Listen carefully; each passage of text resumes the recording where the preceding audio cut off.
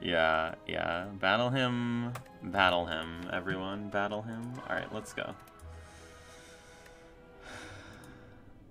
Oh my god. Oh my god! It's here! Oh my god! Oh! Oh! Oh! I love it. It's my baby. It's my baby. Okay, let's look at Act 1 here. Ooh, kind of a Giga Cringe Act 1, though. Kind of a Giga Cringe Act 1, not gonna lie. Not gonna lie, everyone. This Act 1 is pretty cringy. It's fairly cringe, I would say. Actually, it's not that bad. If we can kill this fight, this Act 1 is actually fine. It's all gonna be about killing this fight.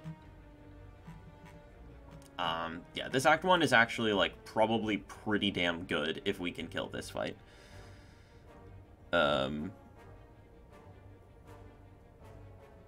Using a loudspeaker on a bus, now people are looking at me weird. Okay, well, if you're using a loudspeaker on a bus, then you deserve to be looked at weird.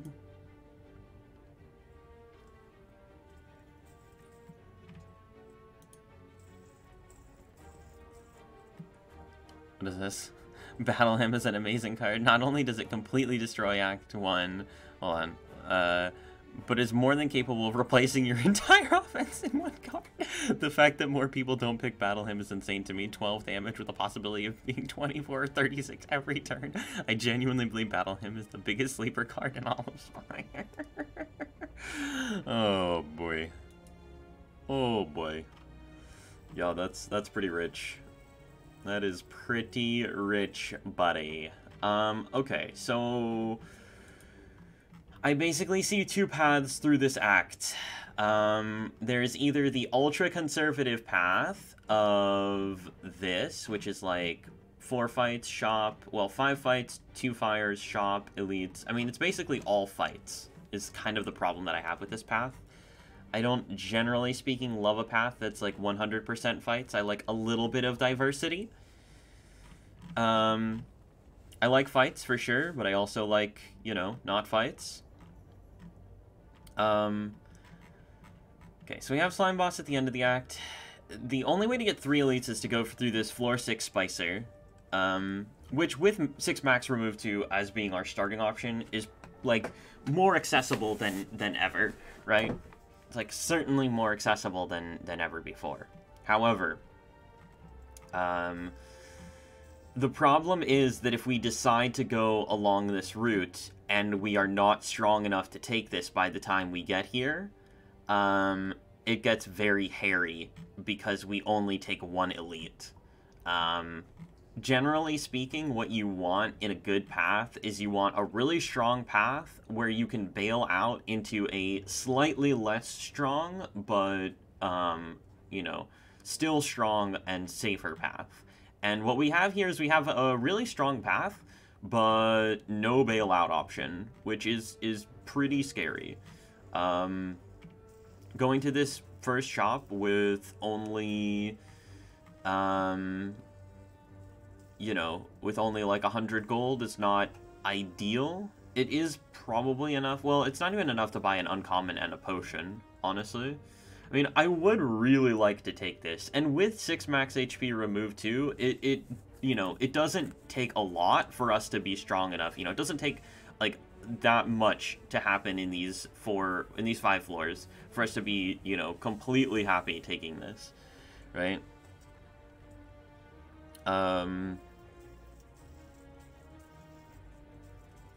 Yeah. We're already up on removal, so it's not necessary to remove here. I agree. Now, it is completely possible that we would want to remove here.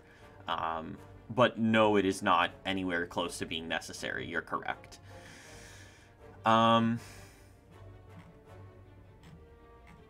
mean, yeah, I think go big or go home here. Unless you tell me, so this path is like actually not that bad, you know? We get like really, really high chance to be very strong before going to this elite, whatever, but yeah, I mean, screw it.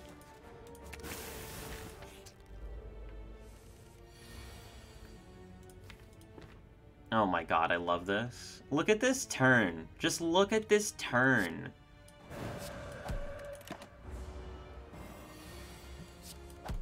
Get absolutely shredded. Okay. Oh my god. Oh my god. It's too easy. It's actually too easy. Oh my god. Oh my god, I'm so good at this game, dude. Like, you cannot even, you know, mere mortals cannot begin to comprehend how much of a Chad I am at this game, actually. You slept better last night? Yeah, probably. But listen, when you get an actual potion and a Carve Reality on floor 1, and you've gotten 6 max HP removed too, oh, it's gonna be a good day. Yeah, I mean, we click that. Okay.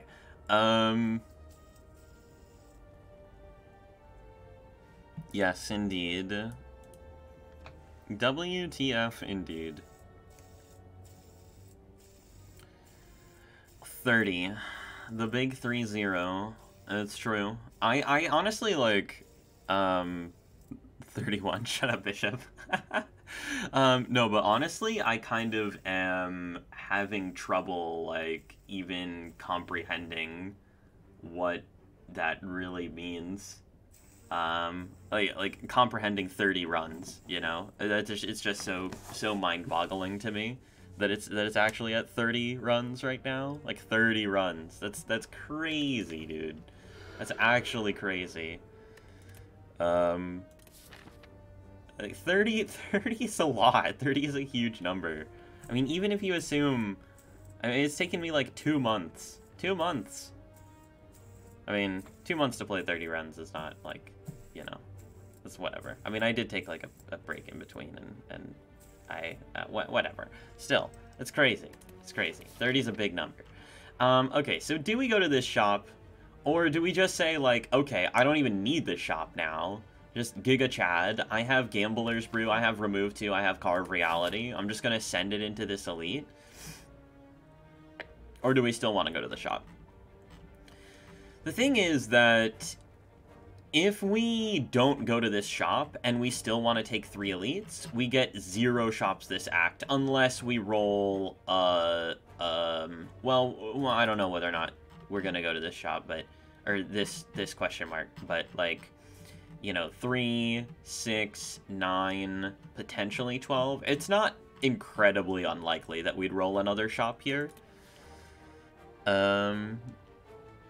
What's up, Terrence? How's it going, friend? Big shout-outs to Terrence, by the way. Amazing player in general. Does Skeld need balance changes?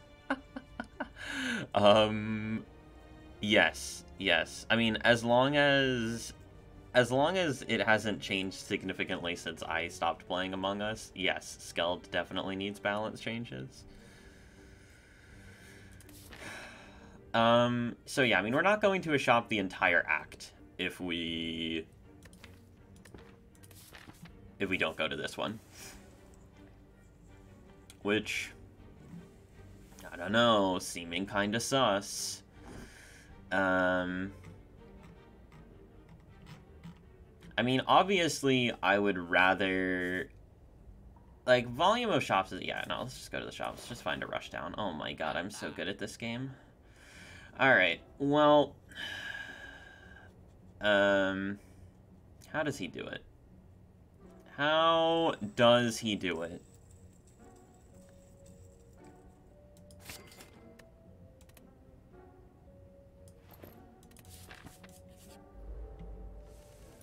He's actually just way too good at the video game.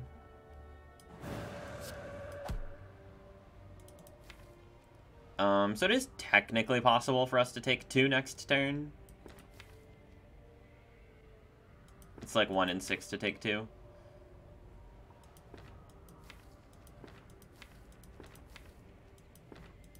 But nothing that we do changes that. Carve is always lethal, and we never have lethal if we don't hit Carve. And we can always block 2 if we... Or we can always... Yeah, I mean, yeah, just whatever.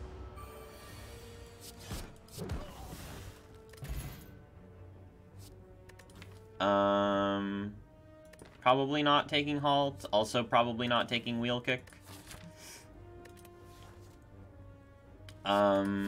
Also, like, honestly, not even... Like, if we don't get a good potion here, we don't even have to go to this elite. Because, like, maybe removal here is just actually straight up better.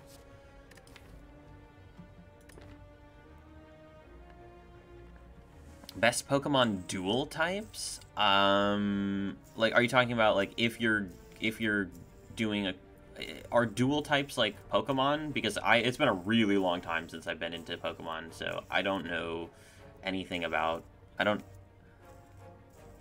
Oh, dual. Like, best types to go into a duel? That I don't know either. I was only ever really into it for the...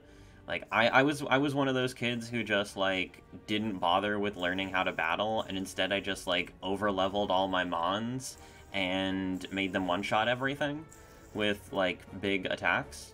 So, you know, I was kind of see a solution to the problem, like, take the easy way out kind of a person when it came to the Pokemon games.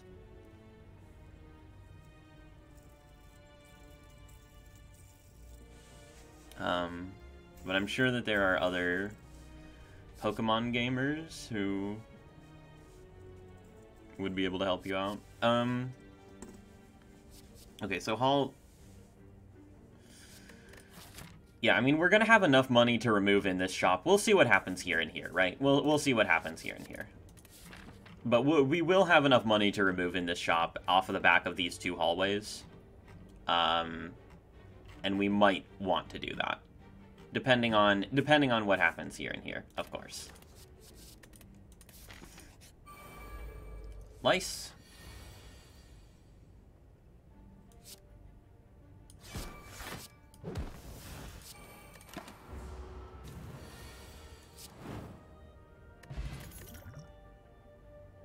Okay. Dexterity potion, not that great. It does make me feel a little bit better about sentries, but not, like, amazing about sentries by any means. I don't see any reason to take any of these cards. We're already, like, completely fine against Knob. With the Gambler's Brew, we're, like, super, super, super chilling versus Knob, right?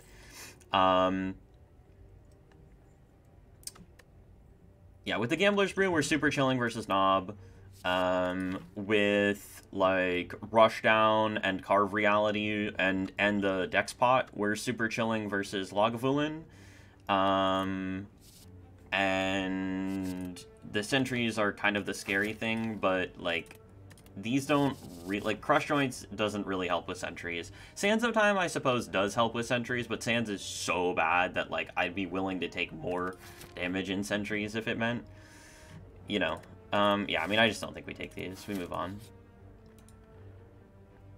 Okay, so this makes the shop slightly more palatable. And we always click this button. It's literally never anything else. I mean, we have 55 HP, right? Like, even if we get super boned in this elite fight, we can still probably, like, go here, upgrade, go here, or go here, maybe rest and whatever. Like, I don't know. The only way that this is bad is if it's exactly, like, I don't know, a really bad sentries. Like, max HP sentries would probably be, like, the worst and would be quite terrible for us. But, like, everything else is totally fine, and the upside is massive here. So, like, 1 in 12 we hit max HP sentries, and we're really sad. And every other time, we're just, like, incredibly happy that we took this, most likely. What's up, Byron?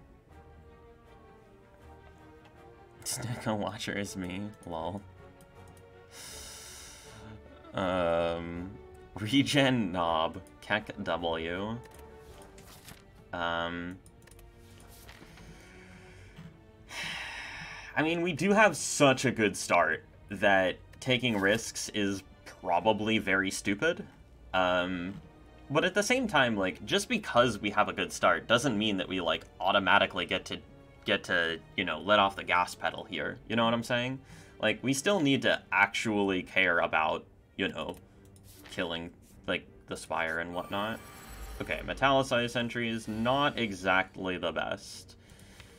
Not exactly the best.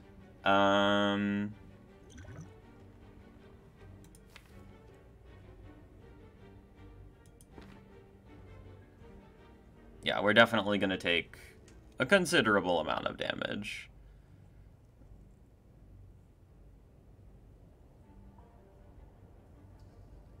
What is this?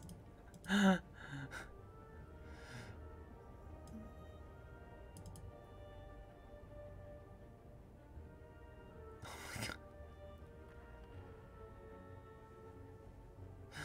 my god, what is that?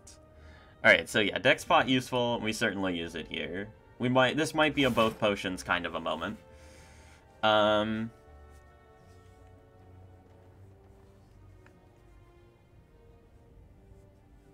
Fighting for your life.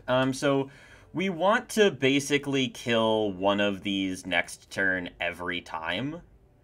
I'm wondering if we even want to play Rushdown here. Well, Rushdown is a little bit awkward because it means that we, like, shuffle out all of our cards, basically. If we draw into Eruption. We're basically shuffling out all of our cards here, which is really kind of weird.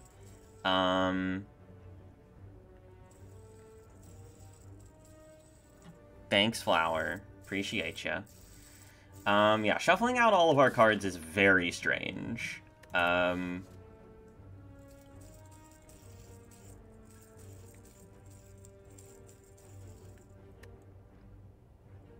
So, like, if we do end up playing this Rushdown, for example, like, if we don't play, the problem is if we don't play the Rushdown, it's just, like, a dead card that we have to draw into later. Let's talk damage. Let's talk damage. So next turn, we're not going to ever Miracle this turn, right? It makes no sense to Miracle this turn. We're either playing Rushdown and only playing one strike, or we're not playing Rushdown and... yeah, I mean, yeah. So okay.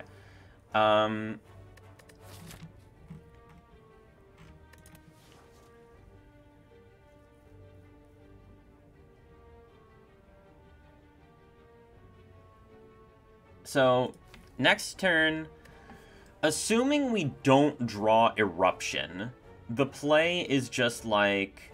And actually, maybe bottom decking Eruption might actually be the best possible thing for us, right? Maybe. It could be. Bottom decking Eruption could be the best possible thing for us. I'm not saying that it is, but there's potential for that to be the case.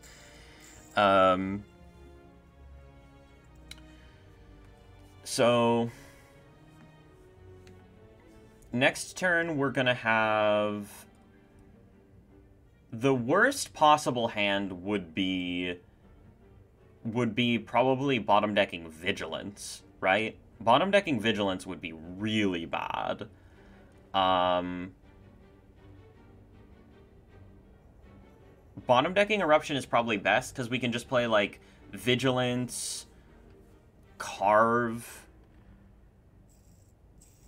something like that. Miracle Defend, maybe?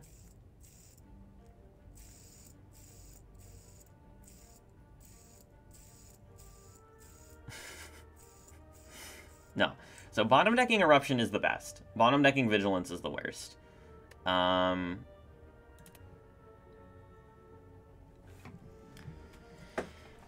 Okay, so there's a thought that we potentially would want to Gambler's Brew this turn.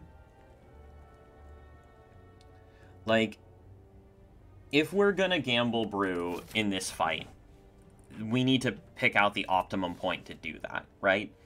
Non-max HP, like non-empowered Nob and Laga are both very easy, so I'm super willing to burn both potions in this fight.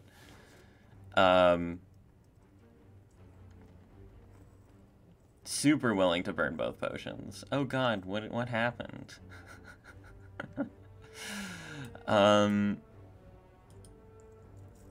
Mods. Yeah, I'm super willing to burn both potions in this fight. If we gamble, let's say we gamble 5 here. I don't think it ever makes sense to gamble the Miracle, but let's say we gamble 5. It has the downside of keeping Rushdown and Ascender's Bane in the draw pile, which is bad. Got censored. Hey, if you're getting censored, it either means that you're saying something really right or really wrong.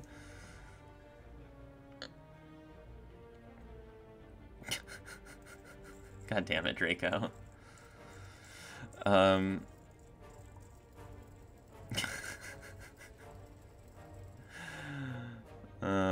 god. Okay. So if we were to full gamble this, again, we're keeping Ascender's Bane and Defend. We're not shuffling here unless we do, like, full gamble and play Rushdown, full gamble, and then, yeah, that just doesn't make any sense. I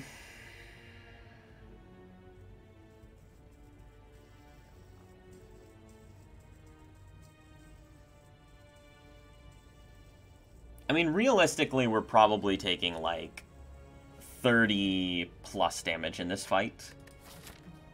The key here is going to be to not completely die. What if we just don't play this Defend? What if we play, like, Strike, Rushdown? Okay, well, what we need to do here is we need to calculate all possible draw orders. I think the only real things that we need to worry about are if we bottom deck Eruption, if we bottom deck Carve, and if we bottom deck Vigilance. So, okay, assuming that we bottom deck Carve,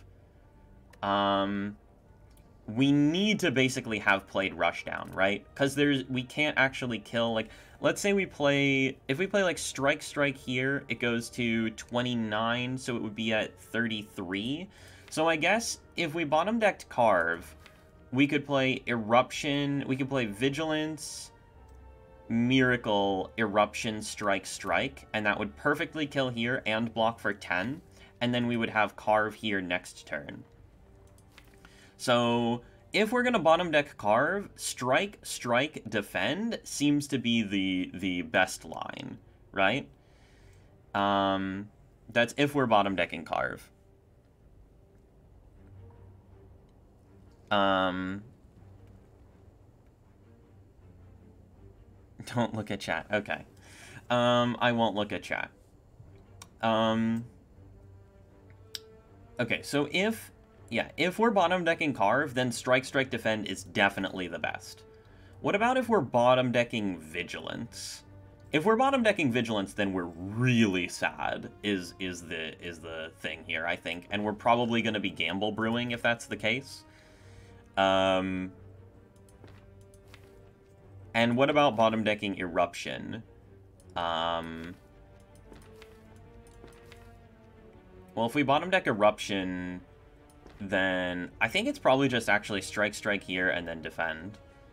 Because if we bottom deck Eruption, then we're just playing, like, Vigilance, Defend, Miracle, Carve. Like, Carve here. And then this one would be at 36, 40. So we'd play Eruption on it. It would go to 29. So we'd have to draw into, like, one attack. Yeah.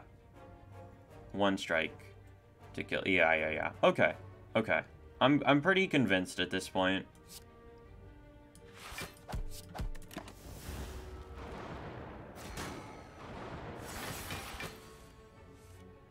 Okay, so we bottom decked Carve. This is actually perfect.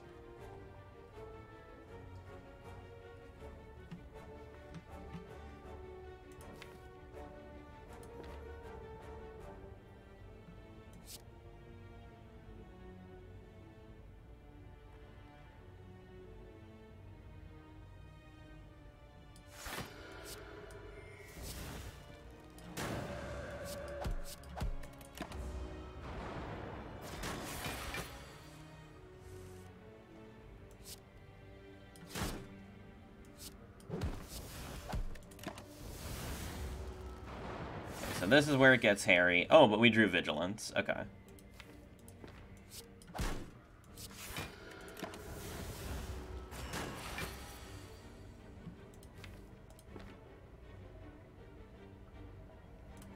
Okay, so next turn we're guaranteed to take 10.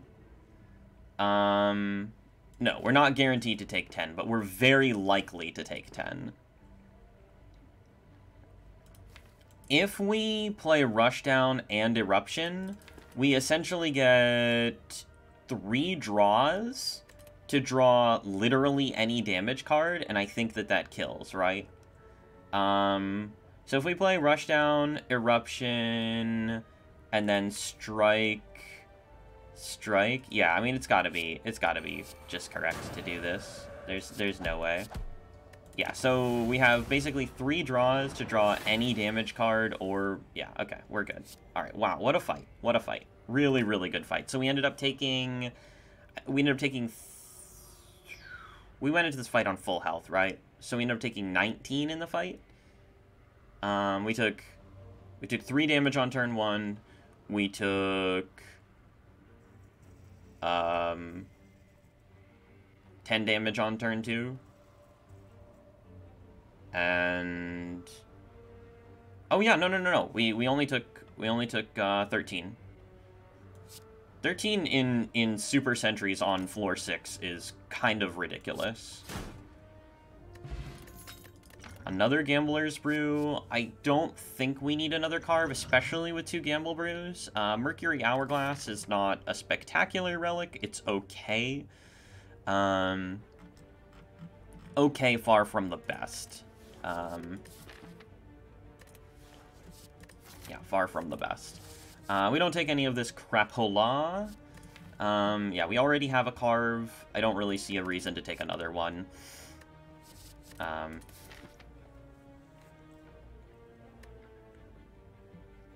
So yeah, I mean, very, very, very nice outcome here.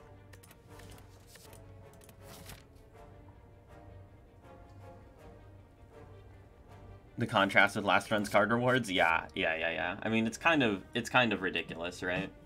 It's kind of ridiculous. And we just got rushed down in the first shop, like, casual rush down in the first shop, you know, as you do.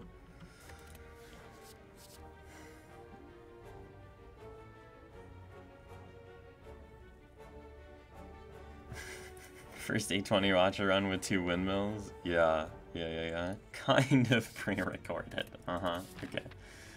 Okay, kind of pre-recorded. Yeah, this is just, yeah, it's all bad. It's all bad. Okay, we go here, we upgrade Eruption. It's literally never not upgrade Eruption, and now we have another talk. We could go to this shop, or we could go to this elite. I think it's actually fairly likely that we find a shop. I mean, we have 6... Wait, hold on. Shrine, right? Shrine. So 6% shop already here, and then like slightly more because of shrining, because we know it can't be an event or something like that. I mean, it's most likely a combat. It's like almost always a combat. This could be a shop. I mean,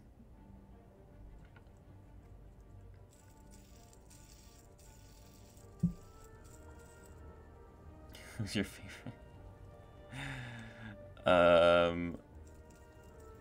Who's your favorite streamer? My favorite streamer? 10,000 Mantra Lost, rest in peace.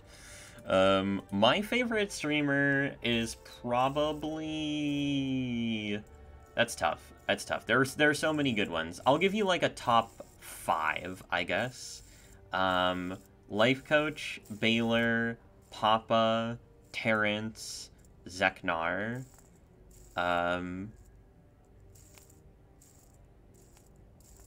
Yeah. That's probably like a solid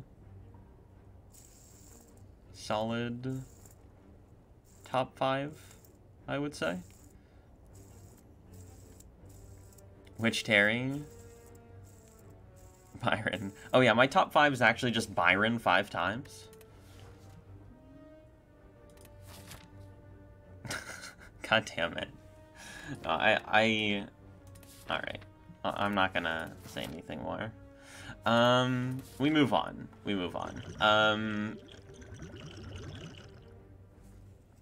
Byron, and Byron. Yeah, I agree. He's dodging the question. Yeah, so we can go to the shop, but we have a decent chance to run into a shop here, and honestly, like, just going to early Act 2 shop is not bad, and yeah, I'm kind of vibing. We don't need to go to a shop here. We can go to like multiple shops in Act 2. I mean, we have free pathing now, right? We have our green key, so. Okay, it's Sleepy Egg Boy. Unfortunately, Mercury Hourglass is gonna make it super cringe to play Carve Reality versus Sleepy Egg Boy. But what are we gonna do?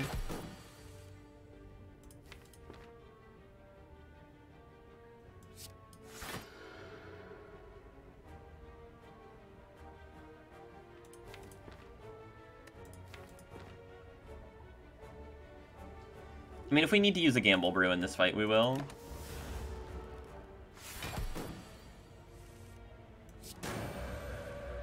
Okay, perfect open. Actually perfect open.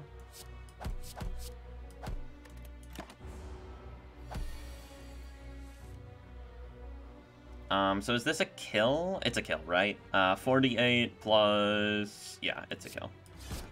God, Carve Reality is such a dumb card. Oh my goodness. We're like... We're overkilling by 3, and we have 12 more. We're overkilling by 15. Like, what is this? What is this character doing? Alright, Inner Peace. No, that's not Inner Peace. It's Cringeamid, and this is also pretty bad. The only time when Blue Candle is good is... Well, actually, Blue Candle does technically mean that, like, the super, super ultra cringe curse, like, worst case scenarios don't kill us because we can exhaust them.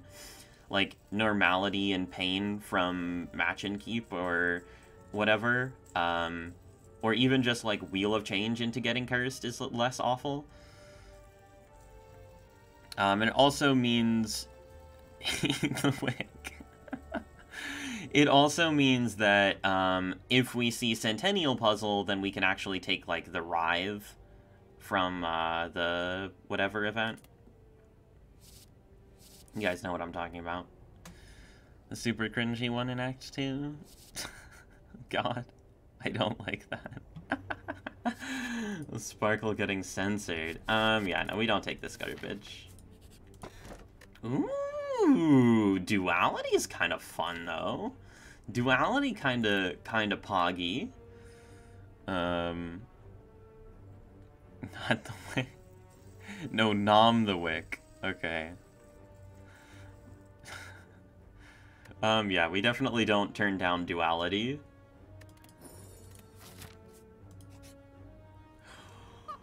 Oh my god, he is so good at the game. He's actually just completely cracked. How did he know? Oh my god. He is so goddamn good at this game. I'm sorry, everyone. I just can't help being this much of a Chad. I just can't help being this much of a Chad. I really do apologize for that one.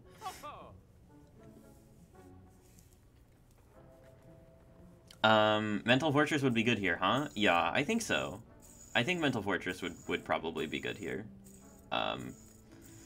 We can talk about it, though. It's hella expensive, right? Like, It's very expensive. You know, maybe something to consider. What about finesse with duality? I'm only half kidding.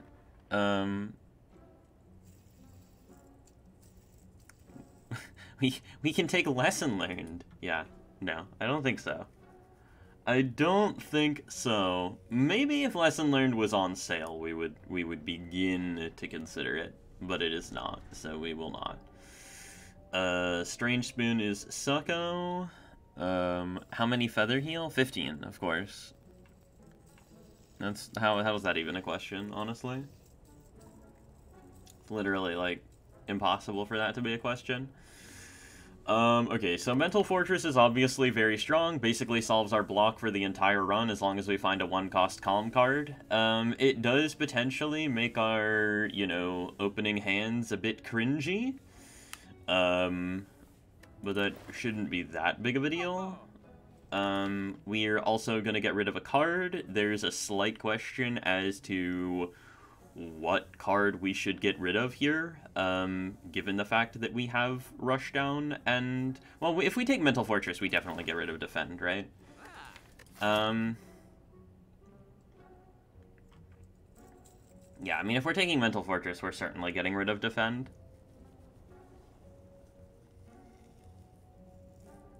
And then it's probably... It's usually, in very broad terms, I would generally say that, without a doubt, like, 99.999% of cases, removing the first 2 defends is going to be better than removing strikes. And then, probably in, like, 90% of cases, removing the 3rd defend is still better than removing a strike, but then it flips. And after the 3rd defend, usually it is better to remove a strike than the last defend. Usually.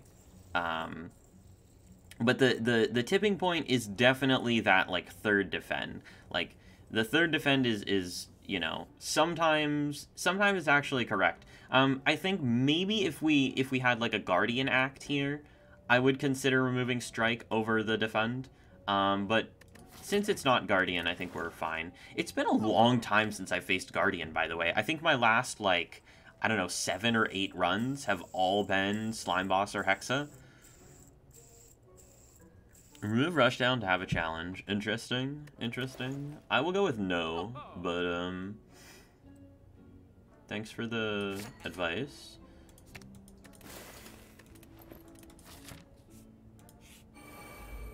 Okay, it is sentries again.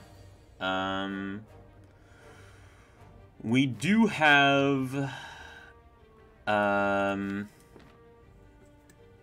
And we're probably just taking 10 here. We do have the Mercury Hourglass this time, which is kind of cool.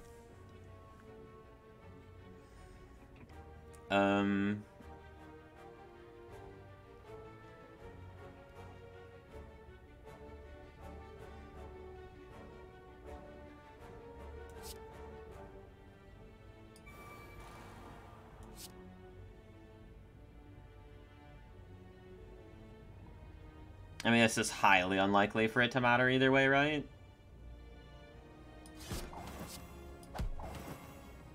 And we can pretty much always use the energy next turn, so we might as well save the miracle.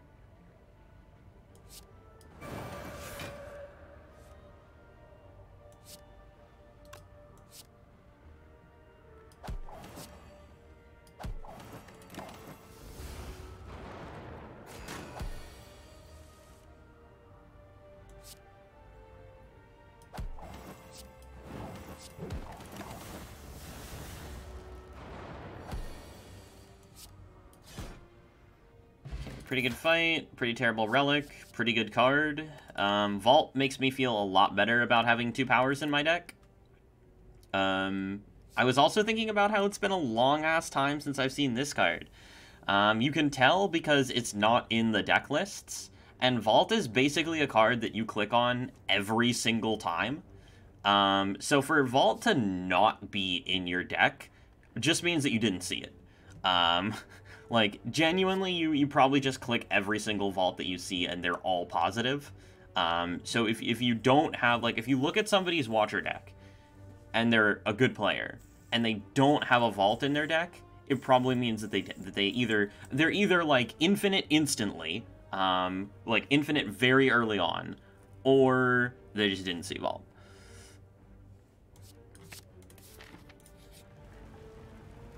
Lose more max HP.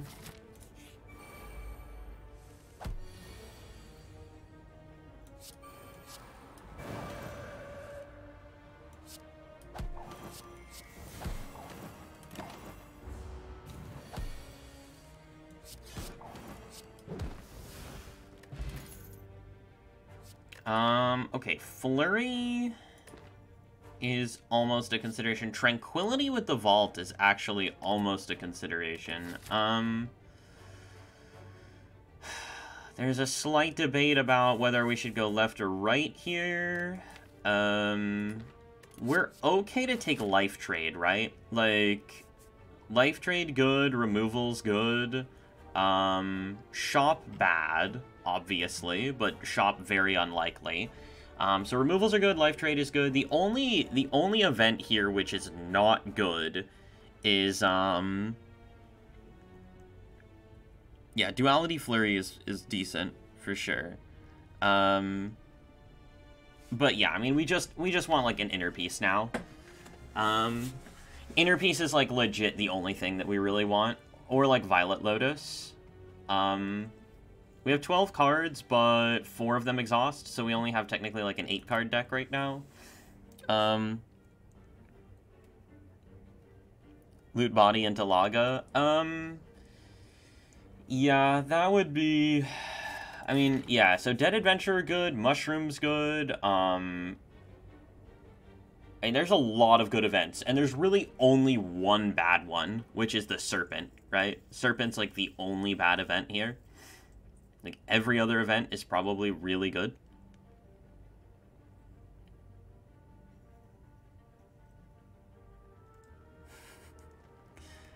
Oh, wait, Cleric. Yeah, we don't have enough gold to pay the Cleric. Which actually means that there's one less removal event. So then, yeah, it's probably this, actually. Flurry might be good later, but we can pretty much always take one later. Maybe for the birds, I would take a Flurry. It's hard for Flurry to be bad here, especially with Vault and, like... Yeah, it's definitely difficult for Flurry to be bad, but it certainly can be the case that it's bad. I think we can skip out on it for now.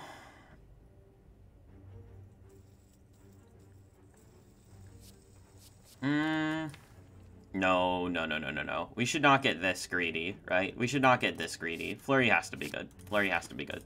You cannot convince me that Flurry isn't good. Okay. I think this is just a Vault, because Vault triggers Mercury Hourglass again. And we probably don't want to spend the Miracle here. Probably rather Miracle next turn.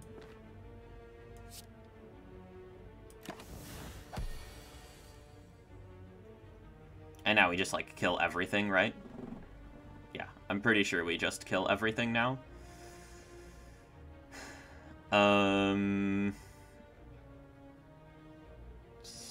It is clean, right? We go here.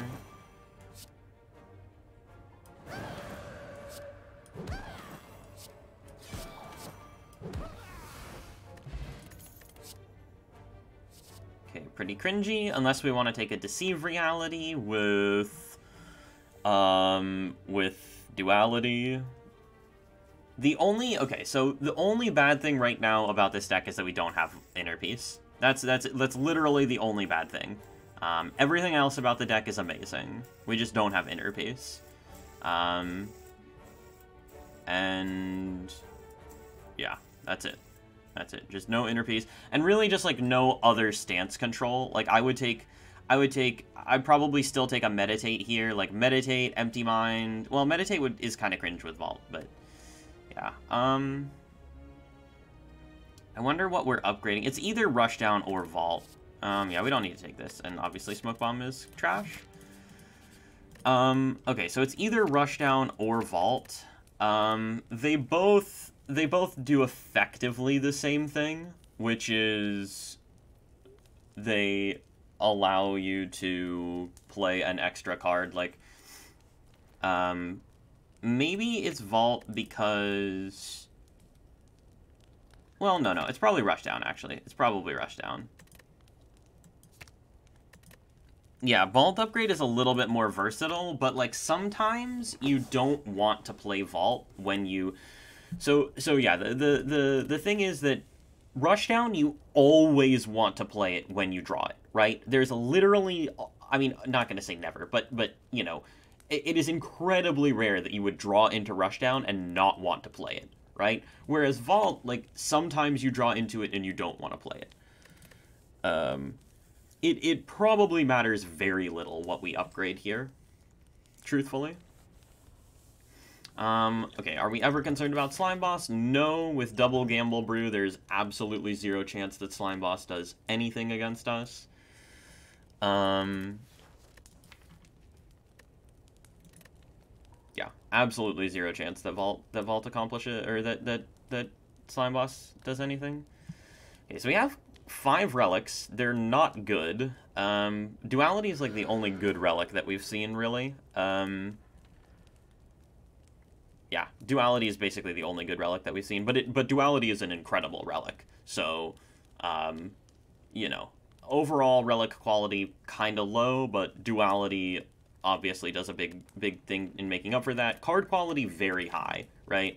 We already have Rushdown and Mental Fortress and a Vault to help get them into play. We have good damage with Carve Reality Flurry, and we have 3 removals. So the deck quality is very high. The relic quality is a little bit below average, but not completely awful. And the potion quality is very solid. If we can take both potions, if we can get out of Slime Boss preserving both potions, we'll be really happy. If we can get out of Slime Boss preserving only 1 potion, we'll be slightly less happy, but still relatively happy. And if we have to use both potions, then we're going to be very sad. But highly unlikely that we'll have to use both potions here. Okay. Our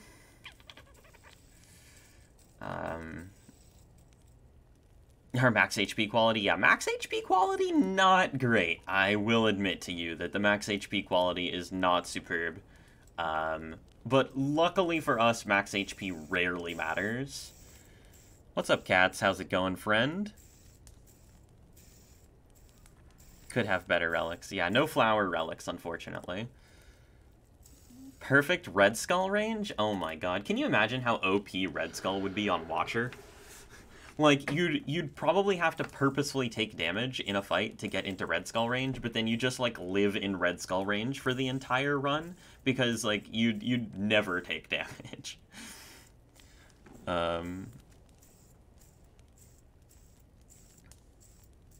Need to be awake in 2 hours. Alright, GG's Draco. Thanks for hanging out. Slept. Hope you had a great Christmas. You as well. And I did. I did have a great Christmas.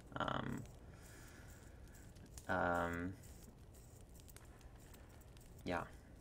We have been gaming hard this holiday season. Yeah, it's definitely Rushdown or Vault.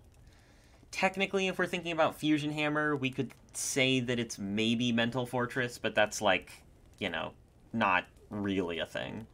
It's, like, not even... Yeah, it's not actually a thing.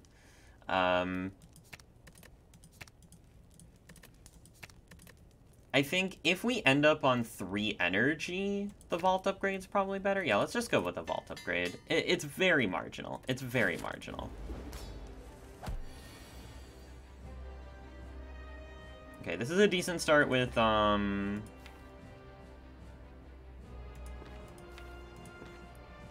like, Flurry and Eruption here on turn 1.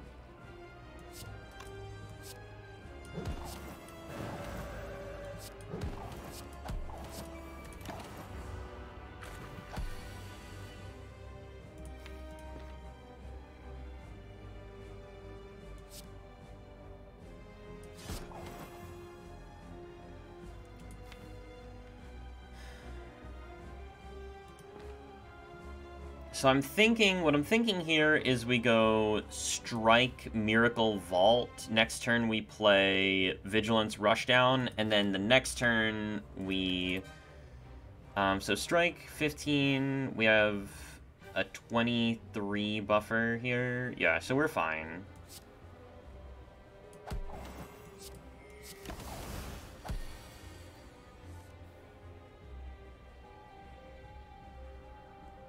Okay, so my idea is we basically gamble for Eruption if we don't find it.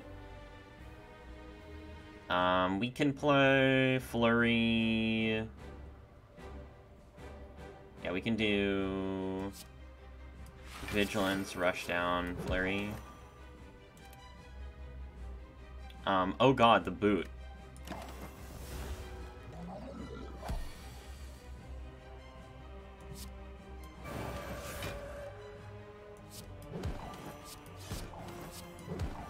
Heck W. Alright, get wrecked, Slime Boss. That's another Vault. Notably, Vault do be saying Vault on it. So generally speaking, I would say that it's a good card. Because it says Vault on it. Lesson Learned is also not awful here, and I might take Lesson Learned over Skip, but I am definitely not taking Lesson Learned over Vault. I'd have to be high out of my mind to take Lesson Learned over Vault. Blasphemy seems good with Vault in the deck. Truing. Any Distilled Chaos into Blasphemy Vaulters? Energy Gen plus draw? Yeah.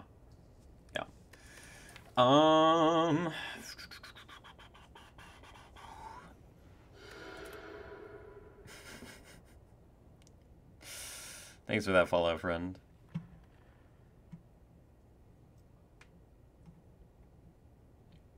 Gambler's Brews, not Distilled Chaos? I mean, yes, that is true. Thank you for pointing that out, Gravy. Yeah, but I mean, we just take Vault. Ooh, okay, some options here, options. It's probably just Labe, though. Holy Water matters a lot less when we have, like, double Vault to also cheat energy early on in fights. I mean, Holy Water is, like, completely acceptable here. I would probably take Slaver's Collar over Holy Water, question mark? No, actually, no. Probably Holy Water is better than Slaver's Collar, but Astrolabe is definitely better than either of them. We can probably Labe 3 strikes here. Actually, with the double Vault, I mean, it doesn't really matter. It's always 2 strikes and, like, something. We have, like, a, you know, decent chance to have incredibly good things happen to us here. Control is free on Epic Games Store. What is Control? I'm curious now. You've got me curious. Control. Action Adventure. Interesting.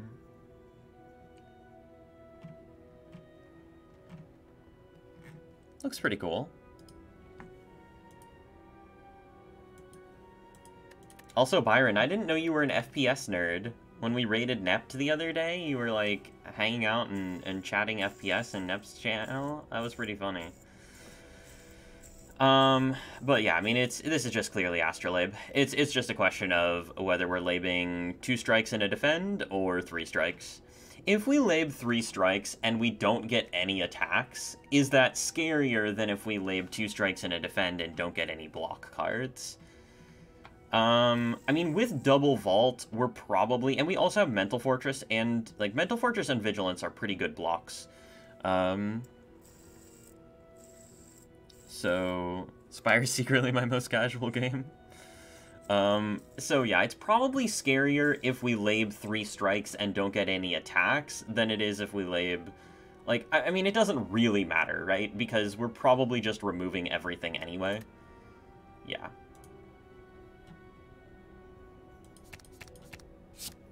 Uh-oh. It's here.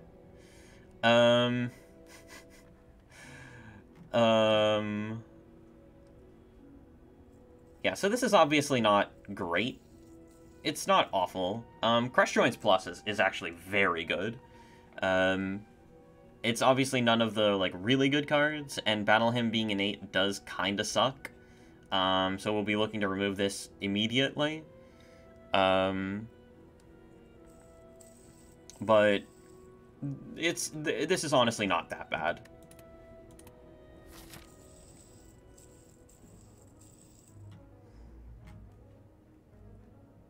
Okay, so shop removals are going to be 125, 100 and 125. We would like to, well, we're probably pretty strong, right? We're probably pretty strong. The best path is like, thanks for that follow, by the way, friend. The best path is probably like this, right? We can take 3 elites, get some... I mean, yeah, we can take a shop, we can take 3 elites. Probably pretty strong to do that. The question is, do we want to double shop? And I think the answer is most likely no. Because... Yeah, we can even choose to not go to this fire if we don't feel like we have a good upgrade. Right now, our upgrades are like Vault, Rushdown, Mental Fortress. So we do have good upgrades. Thanks for those follows, friends. Yeah,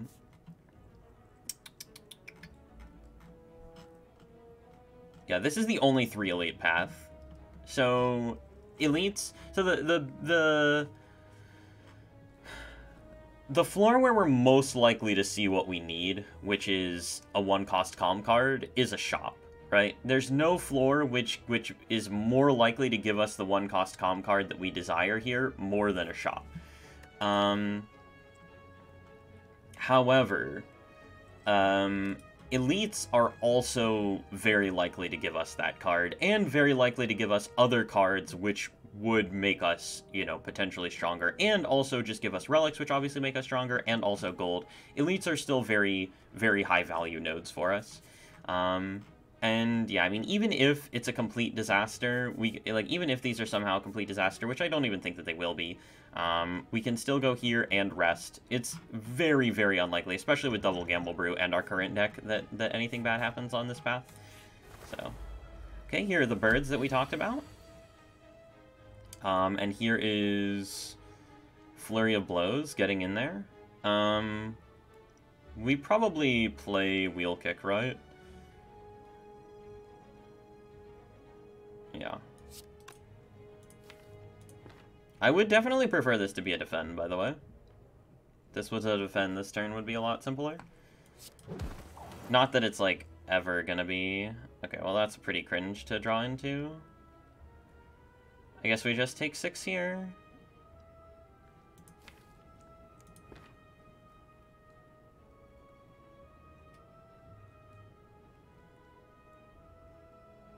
I hate this thing so much.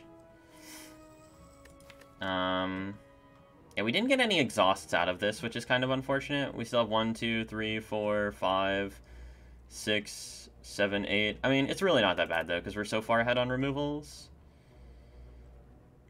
We could technically use the Gamble Brew here, but I don't think that that's necessary. For, like, 6 HP is, like, whatever. I'm not concerned about 6 HP.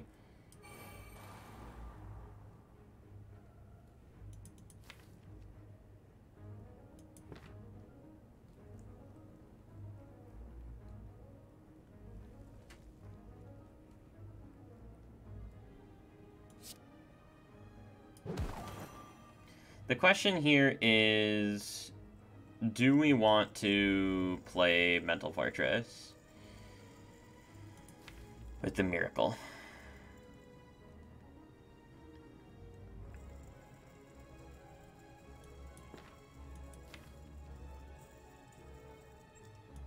Probably, yeah.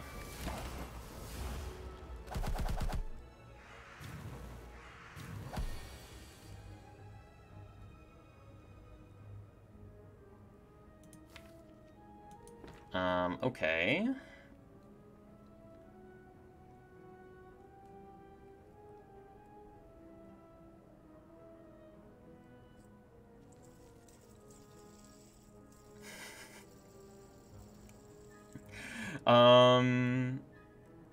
Okay, so this is obviously Vault, and it's just a card before Vault. So... yeah, Carve, I guess.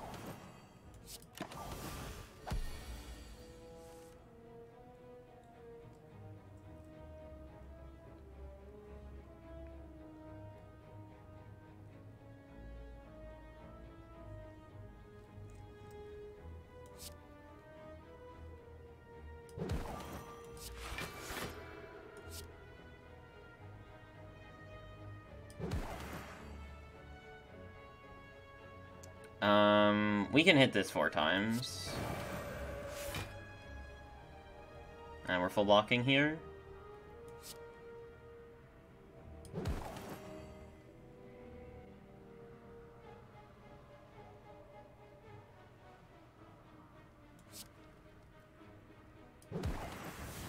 I don't even need to hit it 4 times.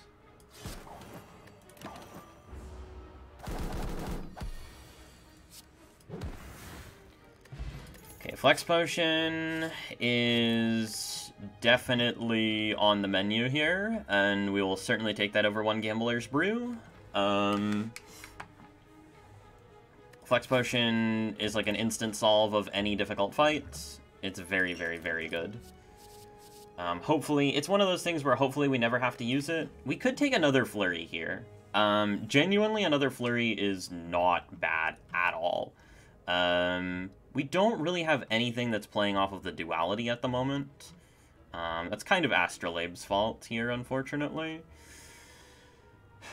I mean, I think we just move on. Like, we can take another Flurry later if we need to. We don't need it now, so whatever.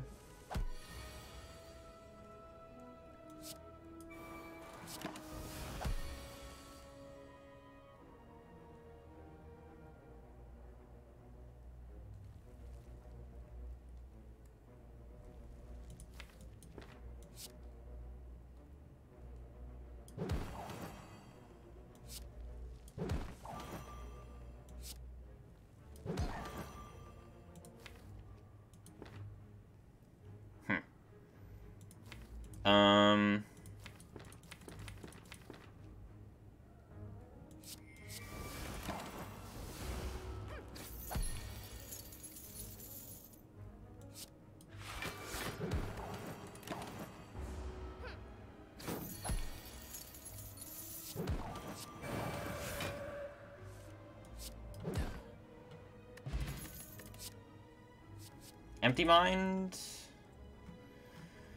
I mean, it's not exactly what we want here. We would really prefer just 1 cost Calm. But, like, Empty Mind is probably still acceptable. And, yeah, Fear Potion's not better. Okay, Snecko should be fine for us.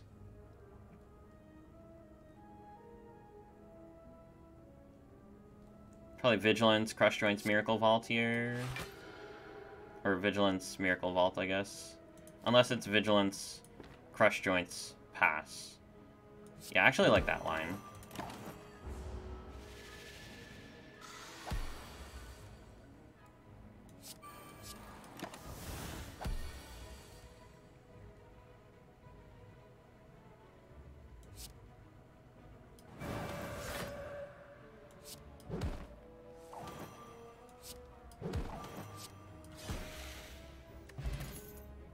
Okay, another rushdown.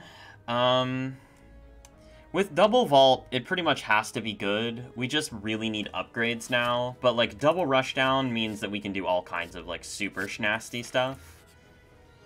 Okay, this is really good. Upgrades are super premium because upgrades are energy, and we're basically, like, very energy limited at the moment.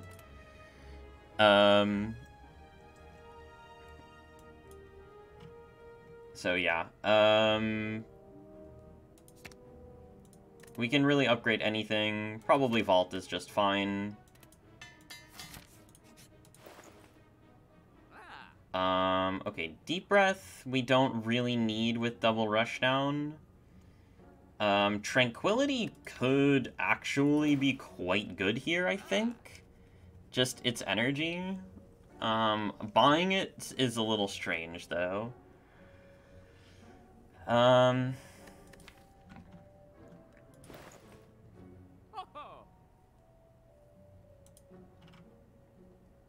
Yeah, I really want to get rid of Battle Hymn, right? Like, yeah, I mean, technically Battle Hymn exhausts, but it's so bad. It like, bricks our turn ones, which is terrible. Trank is surely an okay card. I mean, Deep Breath is here, but it doesn't actually do anything is the problem. We already win if we find a Prostrate, because we can already do, like... Well, no, we don't win if we win if we find, like, 2 Prostrates. Like, 2 Prostrates is a win.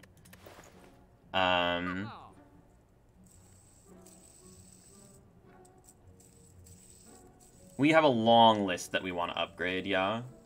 So, yeah, I mean, we want to upgrade Rushdown, Mental, Empty Mind, and other Rushdown.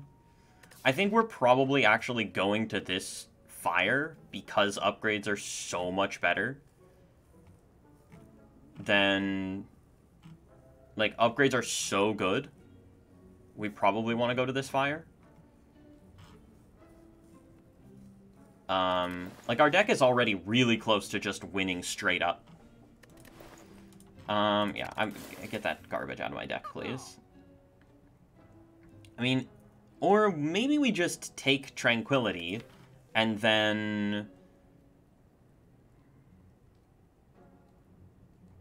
I mean, how many upgrades are we getting in the act? Well, we can go here, right? We can actually go here and get more upgrades. But... what if the Elite is kind of sussy, you know? What if the Elite is sus? I mean, our deck is significantly stronger than, like, the first floor of this act, right? Or is it? I don't even know if that's actually the case.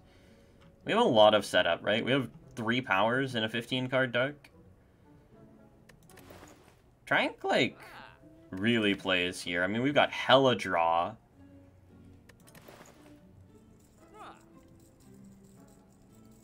And it's just like... it's like a Seeing Red minus. It's like a miracle, basically. But that's probably good.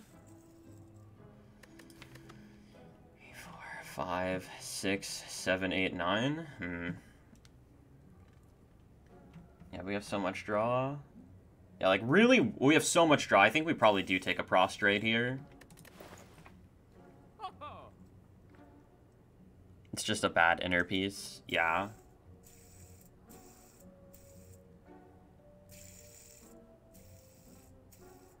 Probably decent, and we have Gambler's Brew. I'm just kind of wondering, I mean, we're at 32 HP, which is really not a lot, right? It's really not a lot.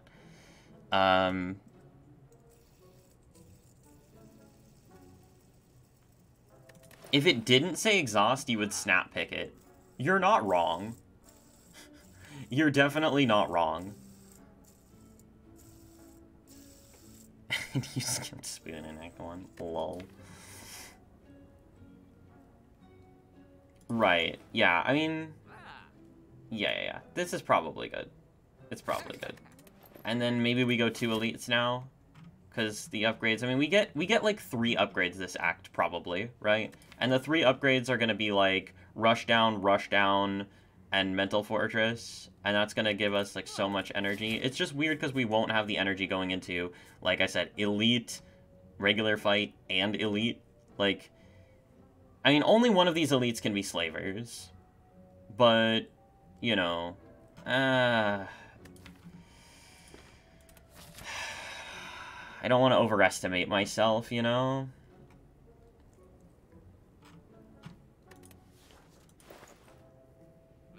Yeah, I mean, the upgrade is really good, but, like, you know, I want to be able to see good cards, right? And I want relics, and I want... You know what? I'm going for the Elite. I'm going for the Elite. I think it's just correct to do so. We have 2 good potions.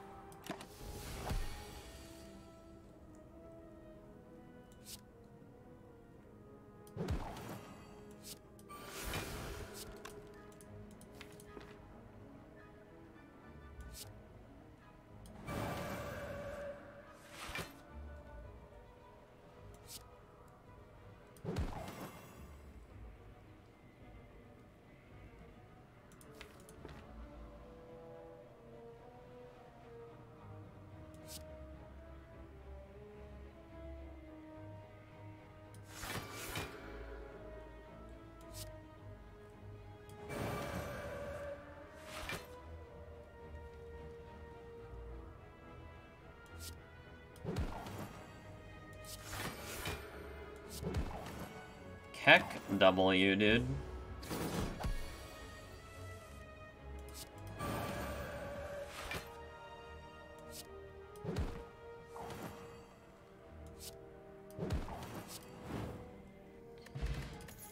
Oh, speaking of upgrades, and there's a Tantrum?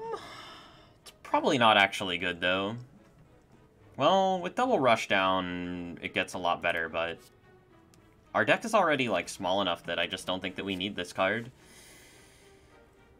The Juice of the Fruit. Unfortunately, it's just not, like, really conducive to good things here. One cost Wrath is infinite. Truing, truing. Swivel for the infinite. True, true, true. Yep, yep, yep. You guys are killing it today. Everybody's so smart.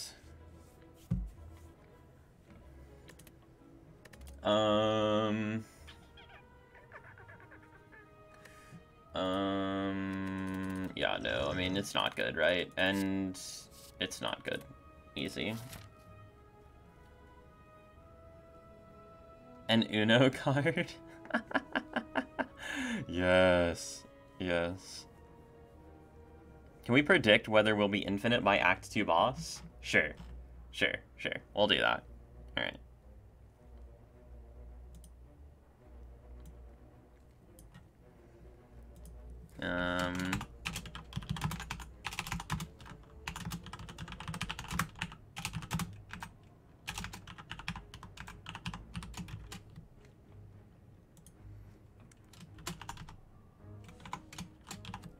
Alright, I'm gonna give you guys... oh, we already got it. Okay.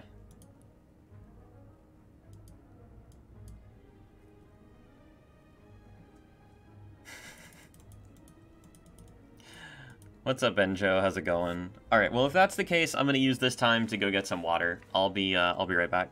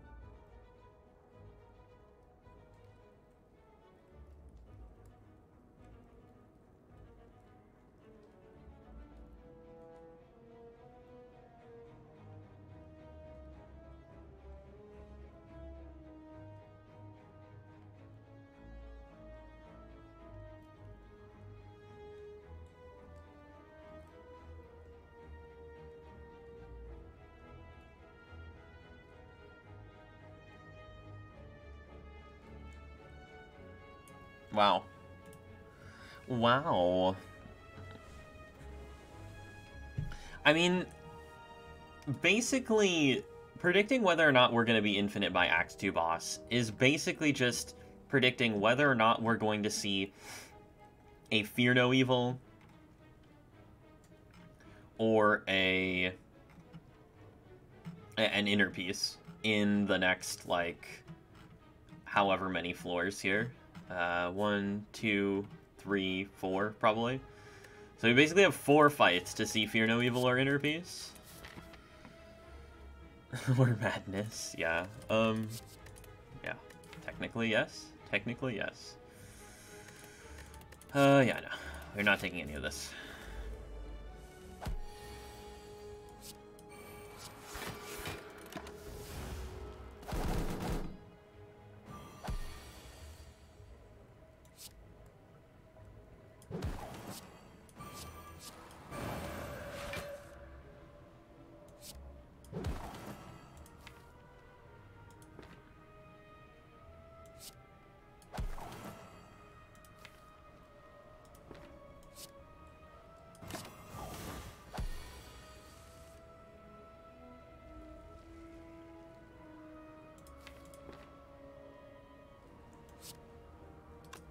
Wait, this is 20, and then this is 60?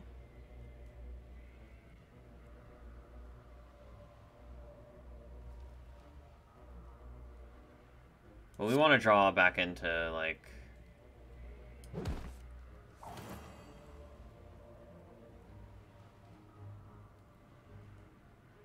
Huh. Taking 8 here is not ideal.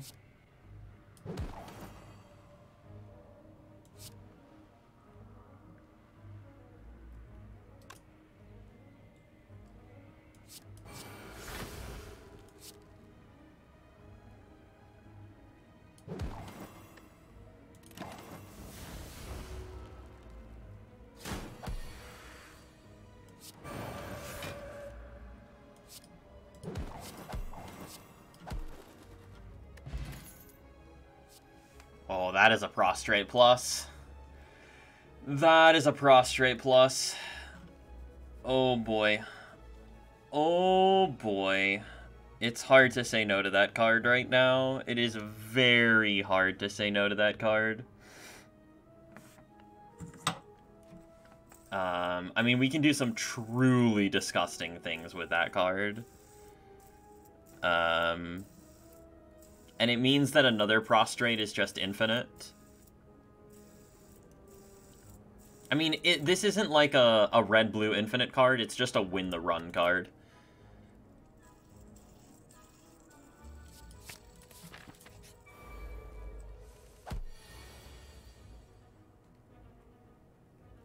Okay, interesting turn 1 here. Very interesting turn 1.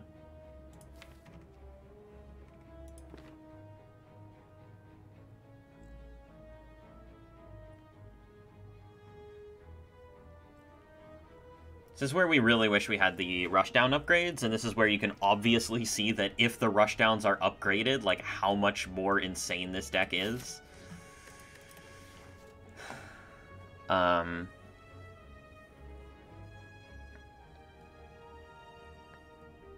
Powerful turn 1, yeah. I could honestly see, like, a Gambler's Brew right now. My problem is that this turn isn't actually that bad. We can just play, like, Vigilant, Mental Fortress, Vigilance, Miracle Rushdown.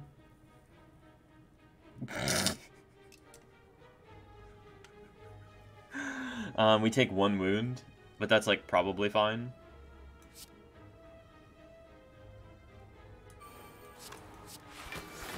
Like, we're only taking 2 damage, right?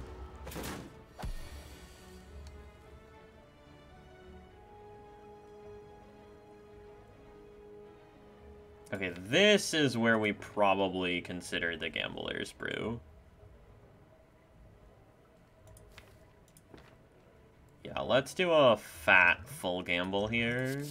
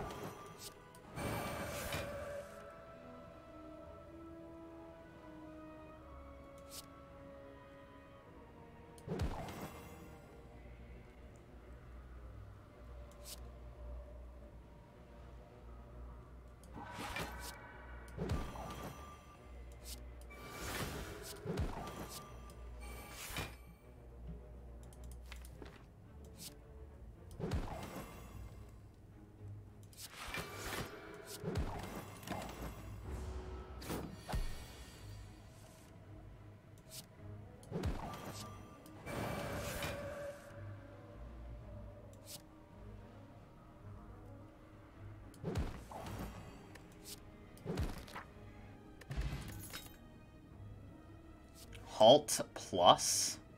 Crescendo plus? Oh god. Establishment does stuff with Meditate. I mean, we're kind of straying pretty far from our Eruption here, and straying pretty far from the Infinite. The double vault is kind of what is allowing us to do this. We don't, with Prostrate, we don't need Halt, right? We just straight up do not need Halt with Prostrate. Yeah, I mean, Halt is really, really good with Duality, right? 1, 2, 3, 4, 5, 6, 7, 8, 9, 10, right? So, if we see... Like, we already need 3 removals if we see 1 cost Calm. I'm kind of worried about this here as well. Like, we can't really... You know, we're on 22, and we don't have the Gamble Brew anymore, which is pretty scary.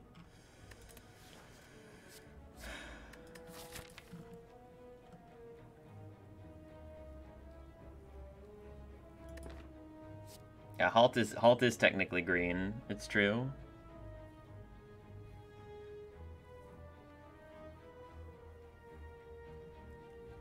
Yeah, it's understandable if you've never seen this, because it is a Watcher-specific relic.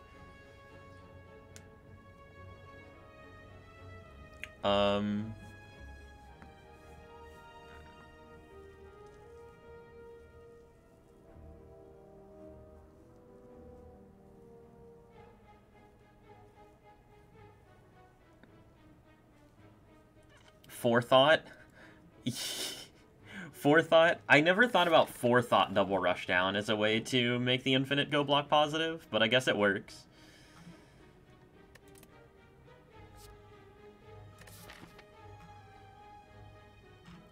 It's weird because I really want to upgrade, but, like, Slavers here are just very scary. I mean, Crescendo Plus, like... I mean, it just gets us further away. I don't know. I mean, we only have the 1 Eruption, and we do have 2 Rushdowns, and Crescendo Plus is, like, probably pretty good, right? Crescendo Plus is probably just, most cases, just, like, 0 energy, draw 2.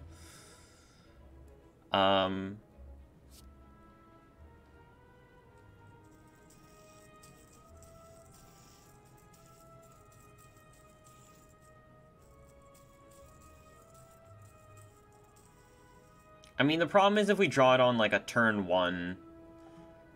But we do have, like, wheel kit. Like, we have a lot of stuff that actually... Yeah, I think it's good. I think it's good. Unkey Sing Top. Okay. So, I mean, we definitely go here, and then we decide, right? Yeah, here and decide. Uh-oh.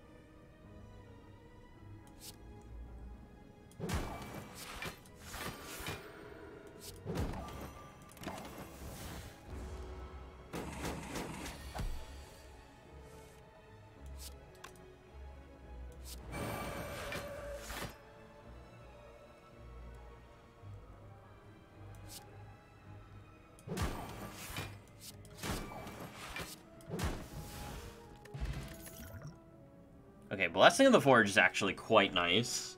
These are obviously garbage. Blessing of the Forge is quite nice. For just, like, if we need energy on a turn, Blessing of the Forge is just straight energy, because all of our upgrades are energy. Energy, energy, energy, and the Miracle upgrade is energy. Energy, energy, energy. Yeah, it's all energy. So this is basically just like an energy potion, which is really good. The problem is that there's like a non-zero chance that we just straight up die to slavers, right? Ugh, that's our issue right now. If we don't rest here, we can just like straight up die to slavers in this fight.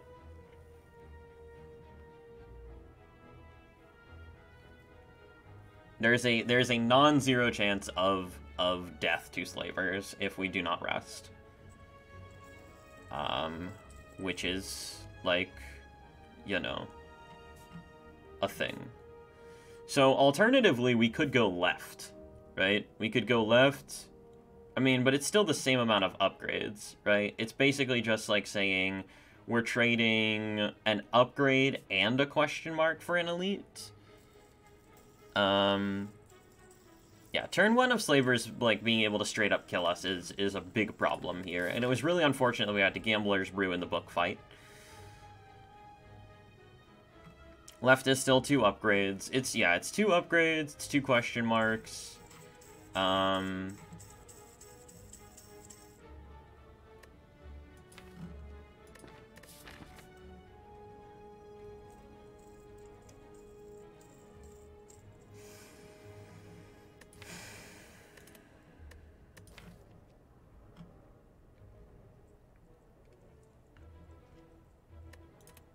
Bloody Idol and Thwack.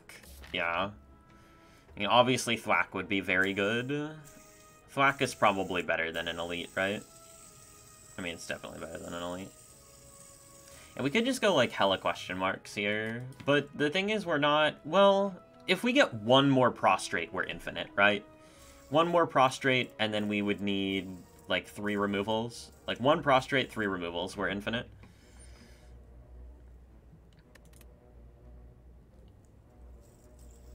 $30, that's super incredible. Thank you. I mean, we're playing it safe any way that we slice it, right? Because if we rest here, we never die. Like, it is not possible for us to die, right? It's just whether we think that the elite is better value than, like, essentially, okay, so just look at, like, compare, this is the path that we would go on if we were not going to go this way, right? So what we're essentially doing is we're exchanging a fire for a question mark. Then we're exchanging an elite for a question mark, and then we get the same fire. So it's basically, we're basically trading an elite against 2 question marks here. And the question is, are 2 question marks or an elite on average better?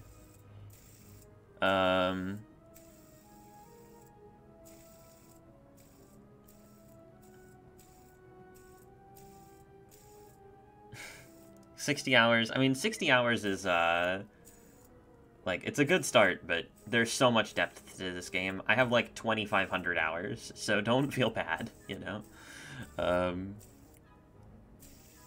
It's, you know. The game is incredibly complex.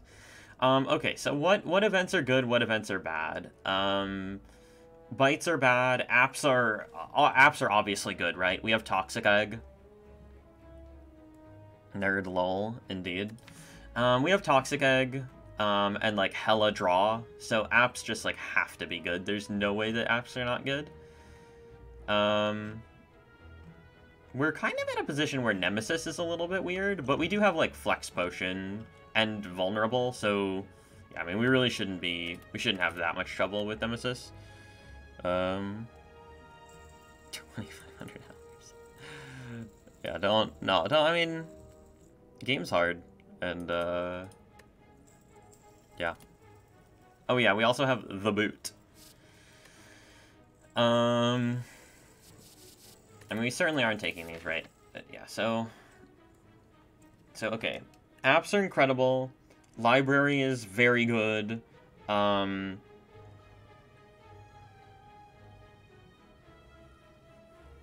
are incredible. Library is very good.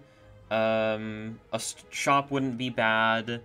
Thank you, Byron. I'm glad that you're on board. I also like the better path.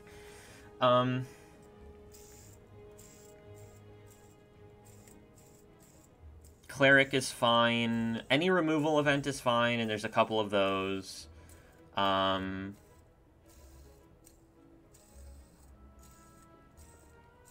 Yeah, I mean, Colosseum is obviously crazy good.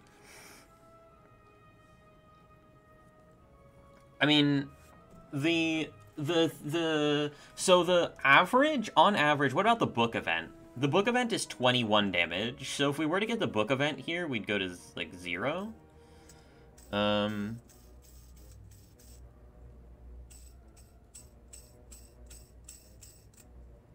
Yeah.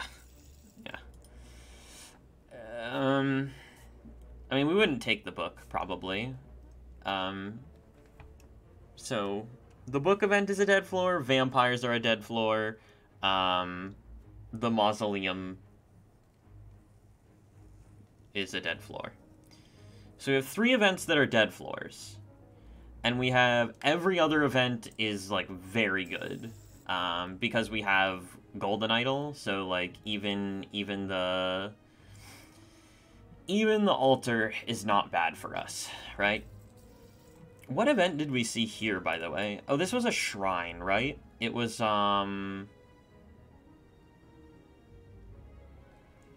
think this was a shrine? I forget what it was, though. Oh, it was, that's right. It was Warp Tongs.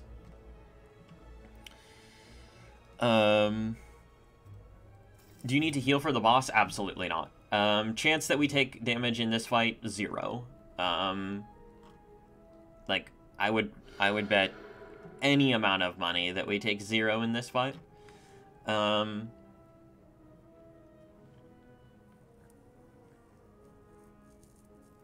that I am, but I would. Do you unlock more events from Higher Ascension or character unlocks? Don't think I know vampires. No, you do not. But if you haven't played the game a ton, you might just not have seen them. It's an event in Act 2 where you don't actually exchange your strikes for bites. You remove your strikes and you add 5 bites to your deck. It takes like 30% of your max HP, and bites are essentially like better strikes that also heal you. So yeah.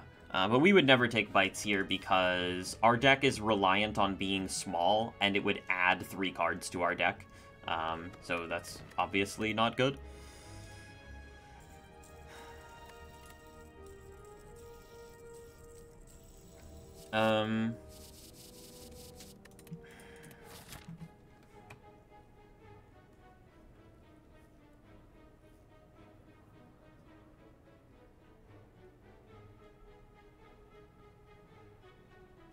Like, on average, this is like 1.5 good things, right?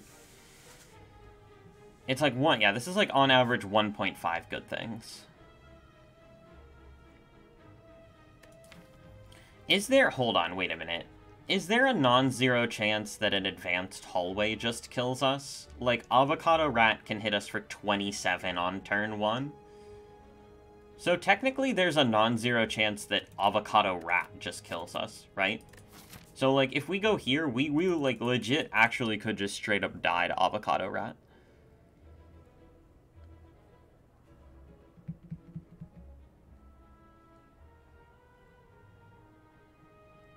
So, I mean, any chance that we straight up die in Act 2 here, I'm not going to take. Because this run is so close to just straight up winning already.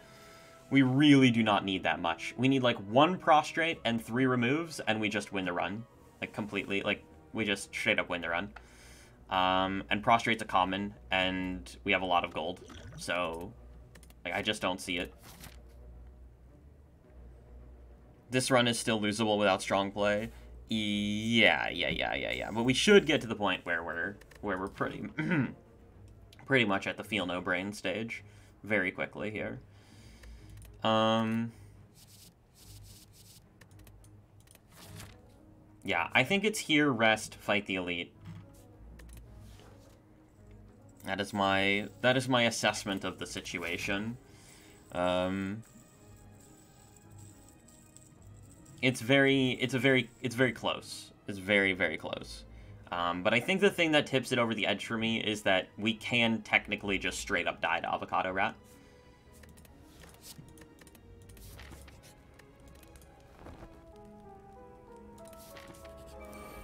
Okay, and it wasn't Slavers, so we're really sad, unfortunately. But, you know, it is what it is. Crush Joints, technically... Yeah, Crush Joints blocks for 2 here, right? So we just do it?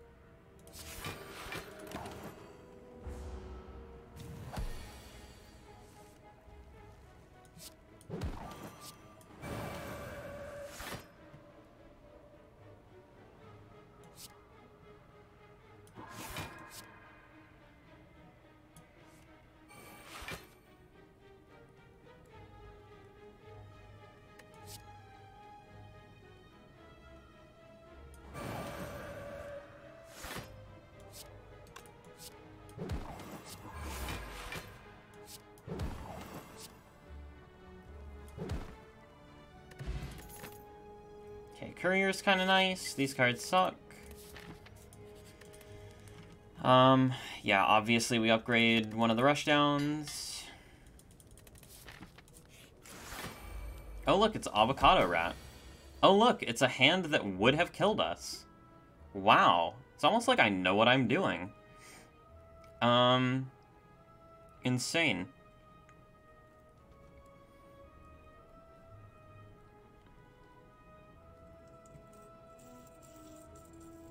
Would it have killed you? Well, I mean, we're about to find out. We could still draw into, like, a double strike, and then, yeah, we straight up would have died here. The streak wasn't pure luck. Crazy. Yeah, so the most that we could block for this turn would be 7. So if we were at 22, we'd live on 1 here, technically. Well, no, we could technically use, like, Blessing of the Forge and then play, like, Miracle, Eruption, Rushdown. I mean, we could still do that. The thing is that, like, we basically don't take any damage in the fight after this turn. So there's really no reason to... I don't really see there being a reason to, like, worry here. I feel like we've actually been getting kind of unlucky with these turns, like these early turns. But maybe our deck is just, like, a little bit too big. I mean, there's only 2 vaults, and we're only drawing 5 cards on turn 1. Hold on, let's do the calculation on that. I'm curious. 18, 2, 5, 1, 49. So we basically have a 50-50 chance to draw Vault on turn 1, and we've been missing it a lot.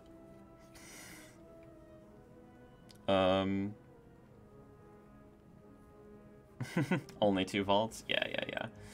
Yeah, I mean, I think we can just take the damage here. It's not really that big of a deal.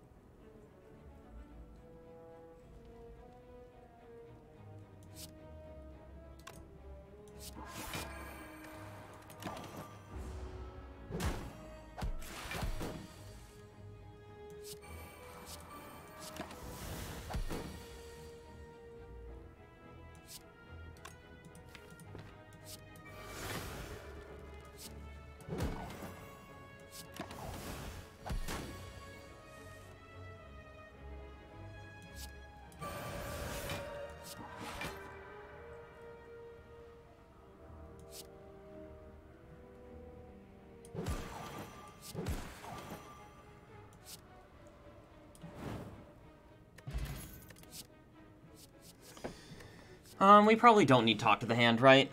Talk to the Hand only slows us down, only gets us... It only makes our setup longer, and we really don't need more block in this deck at all. Yeah, it's very bad. What about Power Potion? Probably not better than our current stuff, I would say. Yeah. How long has it been since you had both Tranquility and Crescendo in a deck? I think one of the runs in the streak had Tranquility and Crescendo in it. Hyper Beam solution? Lol. Yeah, no. I mean, by the time we get to Hyper Beam, we'll easily be able to block 58 in a turn. Easily. Okay, so the question here is, do we upgrade the other Rushdown, or do we upgrade, like, Empty Mind now? Because Empty Mind does want to get upgraded, and we can start to think about Fusion Hammer. Yeah, we probably, like, if we want to take Fusion Hammer, which we might want to do, right? We definitely need to upgrade Empty Mind first. And we have the Blessing of the Forge. I think we can upgrade Empty Mind here.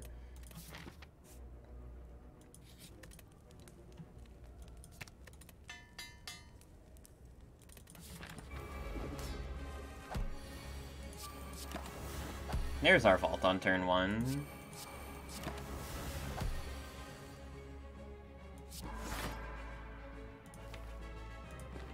No real reason to play Crescendo this turn, right?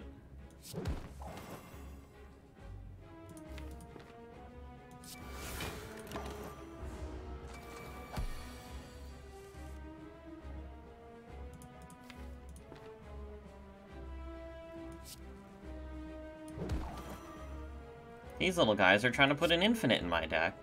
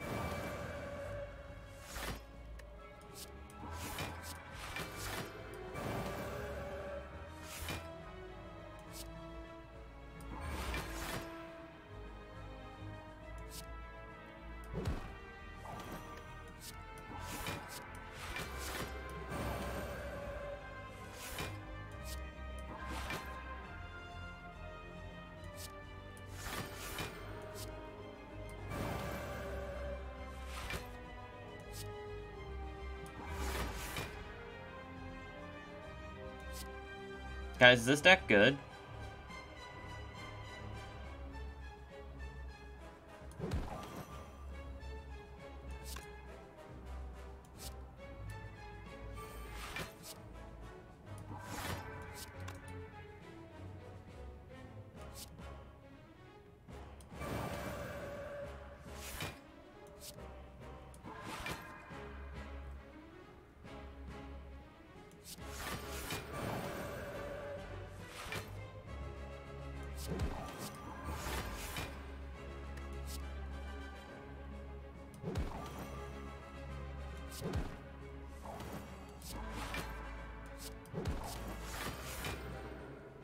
And we're not even doing this right. Like...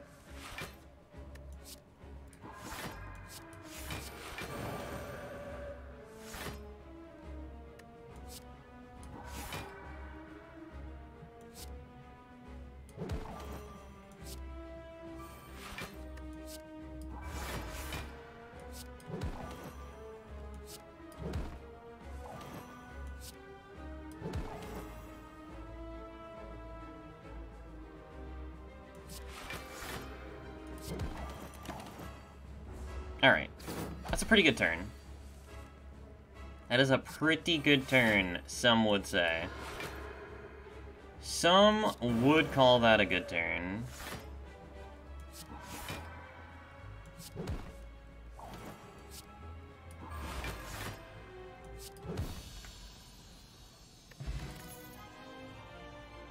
Alright, we definitely don't need any of that garbage.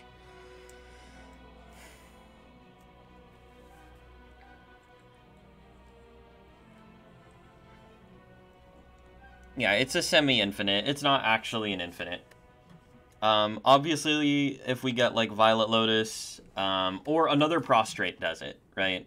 But we'd have to... So we have 1, 2, 3, 4, 5, 5, 6, 7, 8, 9, 10. So we need to add another Prostrate and remove 3 cards in order for this to go true blue, infinite. But ooh, Cringeamid. We probably just take the Cursed Key here. 1 energy is certainly worth 1 relic here.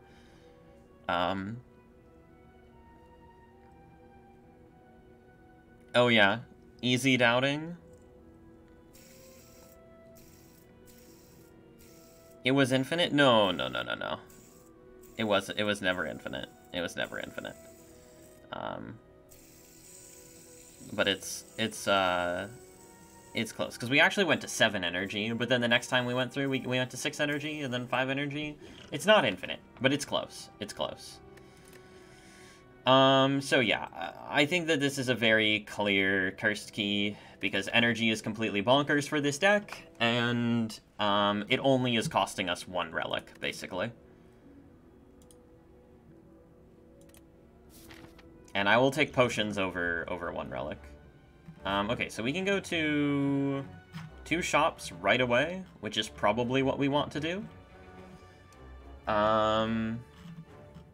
It doesn't go to a ton of elites, but removals are important here. Because, like, Prostrate's a common, so, you know, the odds that we find it are pretty high.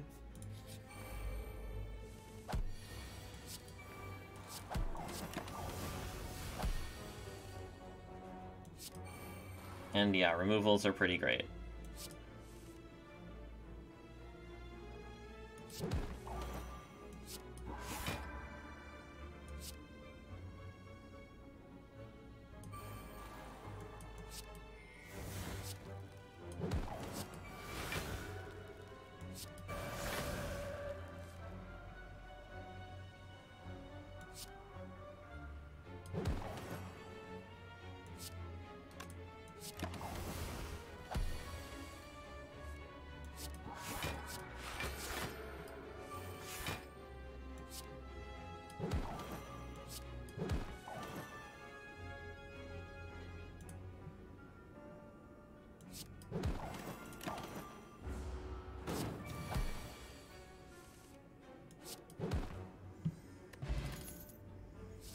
Garbage. Okay, Meditate is unnecessary. Swift Potion could be pretty good. There's a Halt. Let's definitely... Oh, yeah, I didn't even realize our removals are still super cheap. Because we didn't remove at all in Act 2.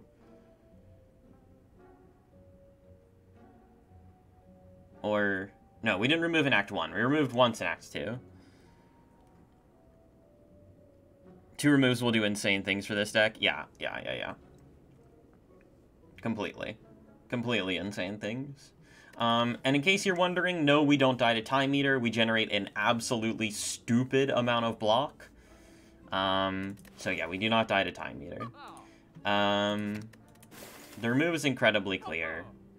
Oh, we have the Mouse Boy. That's why the remove is cheaper. Okay. Got a little mouse guy there. We have Toxic Egg. We could probably just, like, close... Like, this deck is genuinely so strong that we could probably just close our eyes and alternate between clicking these two, and we would probably still win. Like, we could just go and click, click, click, click, click, click, click, and we would still probably win here.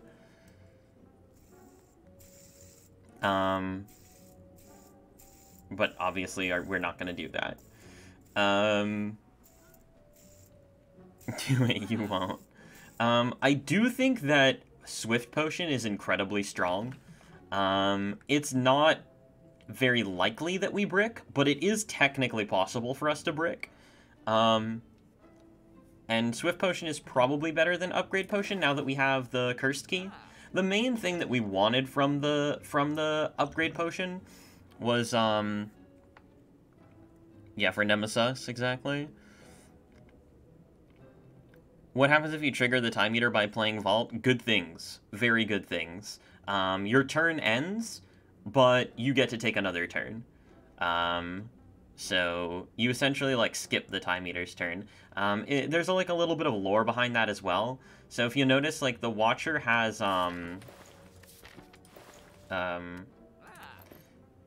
she has this little pattern here, this, like, lotus pattern on her jacket. And, or I guess it's not really a jacket, it's more of a, like, I don't even know what it is, a robe, a kimono, and it's not a kimono, whatever it is. She has this little lotus pattern, and the Time Eater has the same pattern. So the idea is that the Watcher and the Time Eater are sort of from the same, like, clan, guild, group, whatever you want to call it. And the Watcher was sort of sent by that group to investigate the Spire after the Time Eater went there and, was basically, like, missing. And so what happened is, like, the Time Eater got corrupted, and that's why when you enter the Time Eater fight as the Watcher, the Time Eater says, "Never liked you."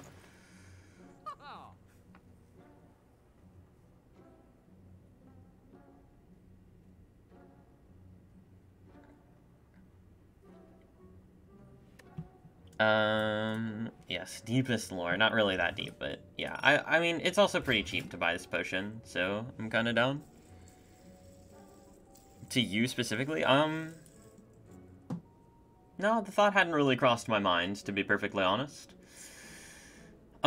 Meditate is unnecessary here. We have enough draw that we don't really need to add. We have enough draw and energy generation that we don't actually need to add Meditate.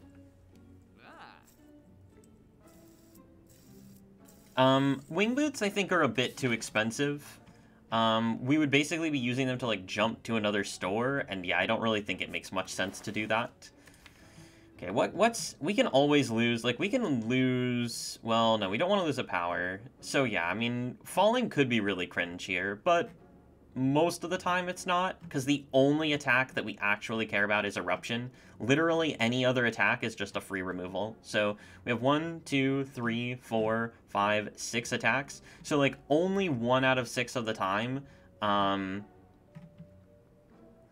honestly, like, we can even do this infinite without Vigilance. Or not the infinite. Well, yeah, no, we can do the infinite without Vigilance, but we can, like, this run is still a win without Vigilance, probably. So yeah, we're most likely just completely fine here, actually. Yeah,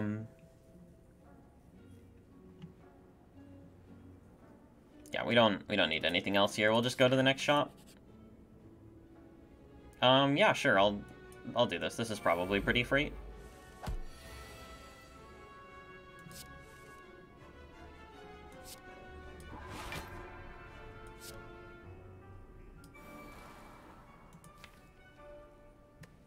This coming up is actually not that great. Maybe we want a wheel kick here and then vault. Let's try that.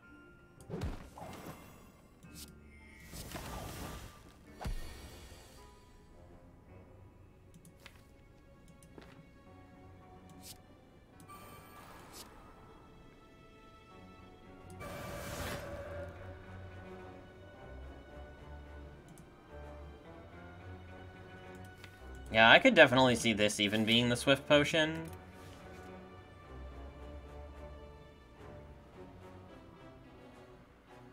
Because we're taking quite a bit of damage here. Yeah, let's just go for it.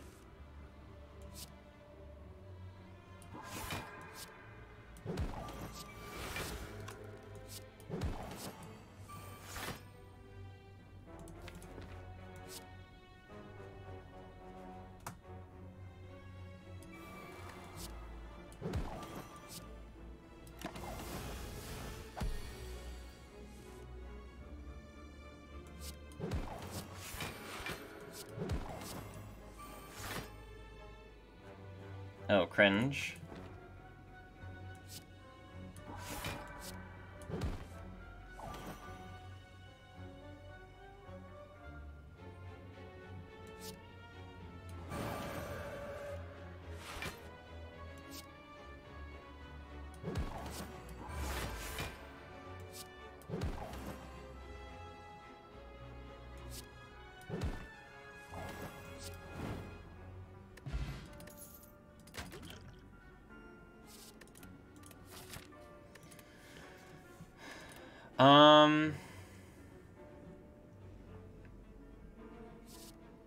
Yeah, even with Courier Wishes, probably not worth it here.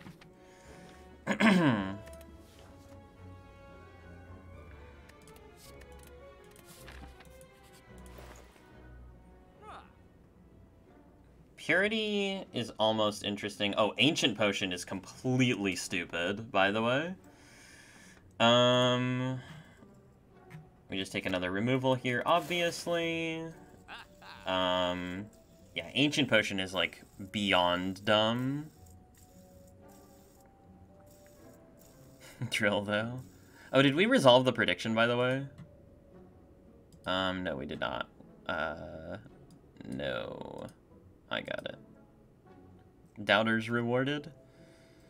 Wouldn't Worship help the Infinite? No. The reason that Worship doesn't help the Infinite is because Worship gains 5 Mantra for 2 energy. So you need to play Worship twice in order to gain 10 Mantra, and you get 3 energy out of that. So Worship doesn't help you go block positive. Or not block positive, but energy positive. I think Prey would technically make us infinite, but we don't need to be infinite here. This is not a deck that needs to be infinite in order to win. This is a deck that, like, super wins without being infinite. Dig, dig, dig. Yeah, I don't think so. What if it's just, like, Mango? Because the first cycle of the heart might be scary? Is that, like, ever a thing? Okay, so what actually can kill us? Like, Nemesis, even if Nemesis burns us on, like, turn 1, we probably don't die. We have to just play the fight smart, but we probably don't die. If we get, like, really bad draws in the Elites and the Heart, we could die, maybe? But, like, that's also very unlikely.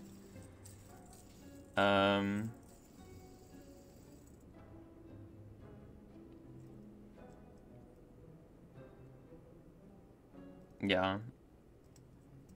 This messes with the infinite streak. I mean, I wouldn't, like, I don't really care. I've never cared about going infinite, right? I mean, we're at 21 out of 30 infinites in the streak so far, which is exactly 70%. But, like, I'm not, you know, afraid.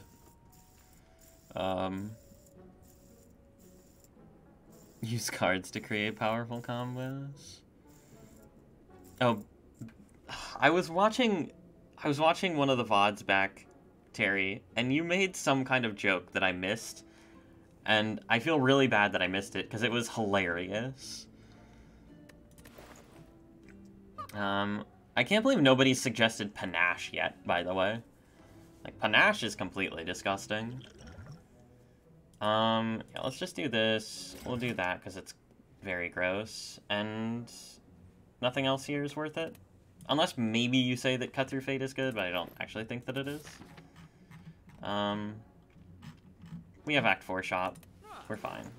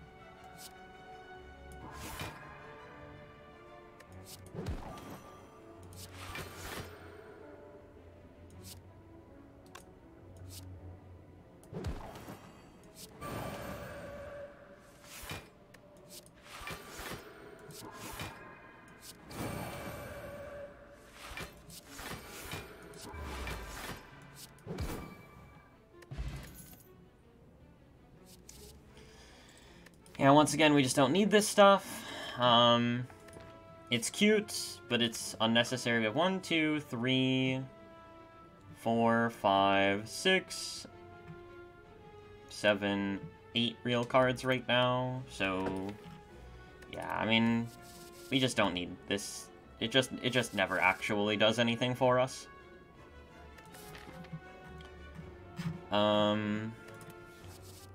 Yeah, it just never does anything for us.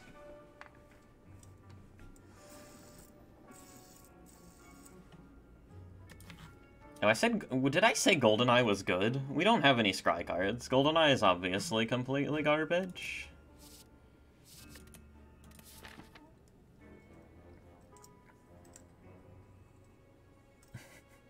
Wheel Kick does 40 damage, yeah. It does 90 damage in,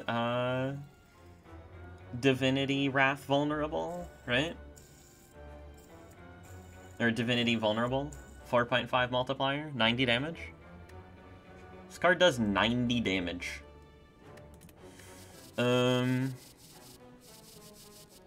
obvious trash, right? Okay, we move on. There's no potion here? Okay, there's no potion. Probably this. Could be this. Could be this. But probably just this. We'll recall here, I guess. Okay, not even Nemesis. Never Afraid.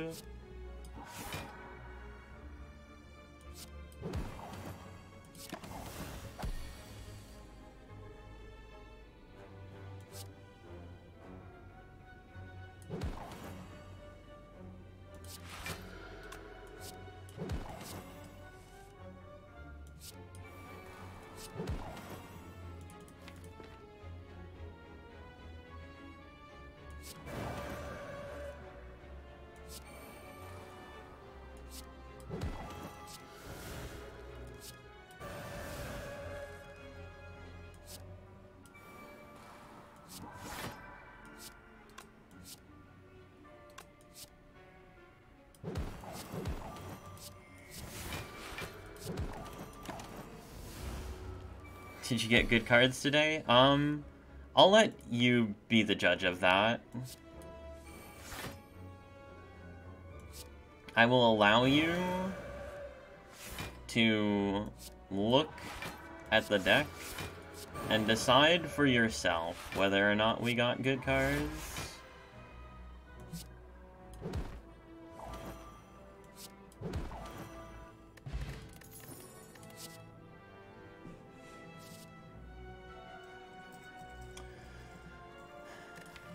Um...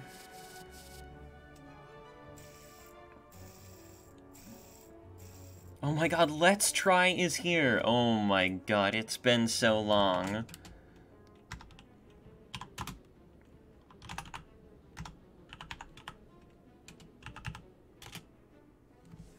You guys should all immediately follow Let's Try. He's streamed like once in the last year, and I don't even care. Let's Try is like one of the first Spire streams that I ever got into and ever followed. Oh,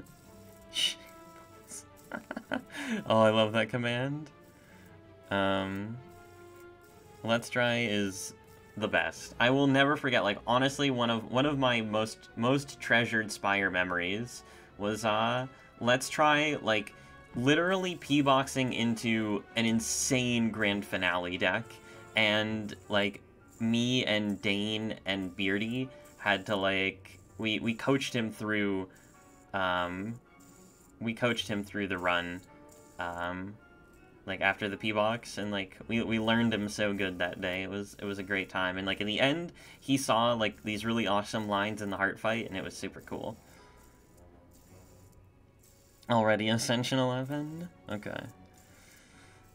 Stream more. Yeah, garbage, trash, garbage, trash, garbage, trash. This is all garbage, trash. And Fire Potion is obviously also garbage, trash.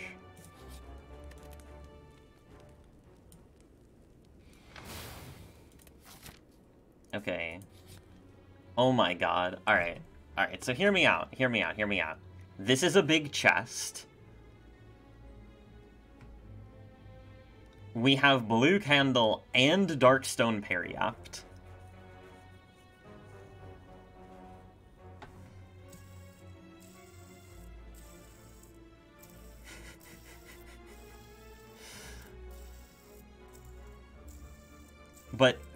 Okay, but it's not even a permanent card. And it's a big chest. And we even have Darkstone Periapt. Like, this, if ever there is a time, it's now. I mean, it probably doesn't matter what we do here. With Puzzle, I would click? Yeah. Yeah, I mean, with Puzzle, for sure, you click, right? The best sustained relic in the game.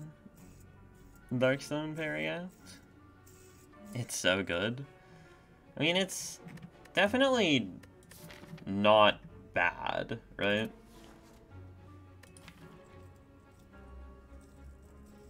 I mean, I don't know. It's probably fine. Totally do it. It probably doesn't matter. Honestly, it is very unlikely to matter here. But normality would be annoying. Just get Puzzle from the chest. I think it's not possible to get Puzzle from these big chests. Can always scry it away with GoldenEye. Thanks for that follow, by the way, friend. Do appreciate it. Free 6 HP. I mean, honestly, I'm kind of thinking about it just for the max HP more than anything. Yeah, you can only get uncommon or rare relics in this chest. I think it's like, what is it, like 55% uncommon, 45% rare? Let's just go to the, hold on. This is good content. This is good good learning for everyone who might not know.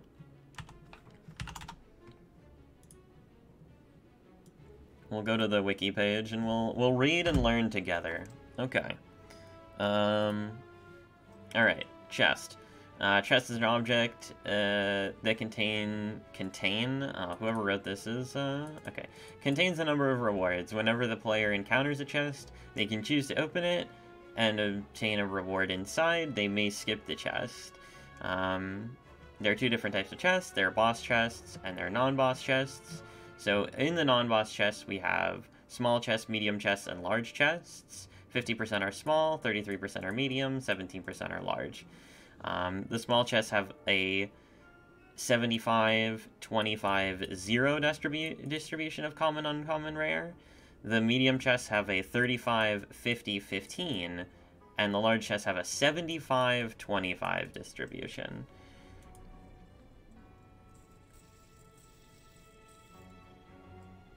And then there's also gold rewards. So 50% chance to see a small amount of gold, 35% chance to see a medium amount of gold, 50% chance to see a large amount of gold. Okay.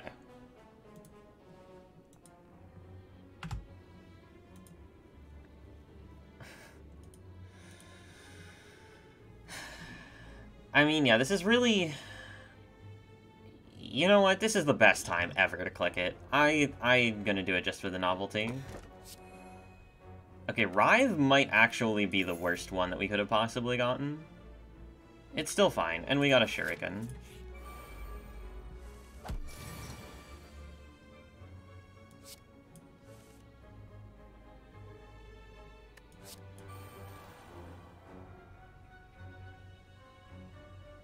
I'm not even gonna bother playing it here. Yeah, we got 69 gold, baby!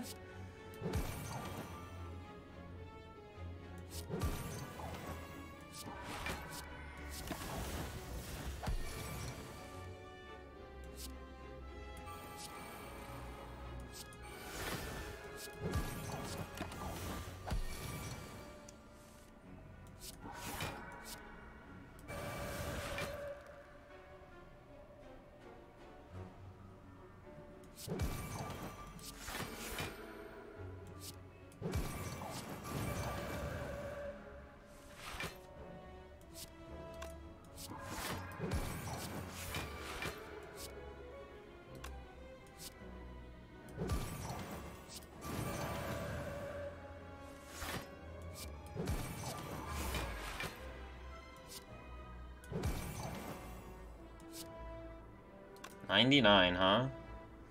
This is kind of a kill-all moment, you know what I'm saying?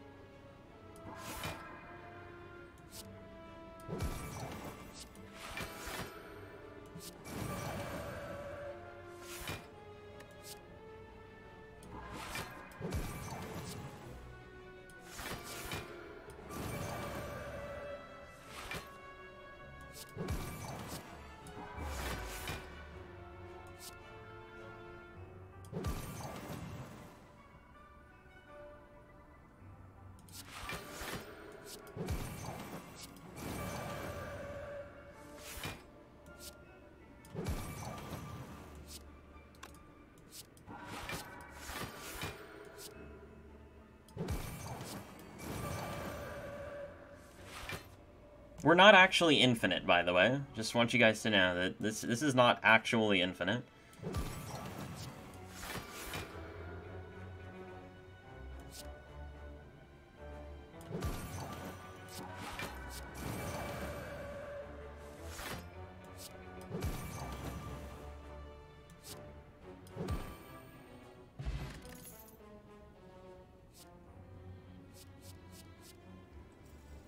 I think this card technically makes us infinite. Because we can do funny things with it.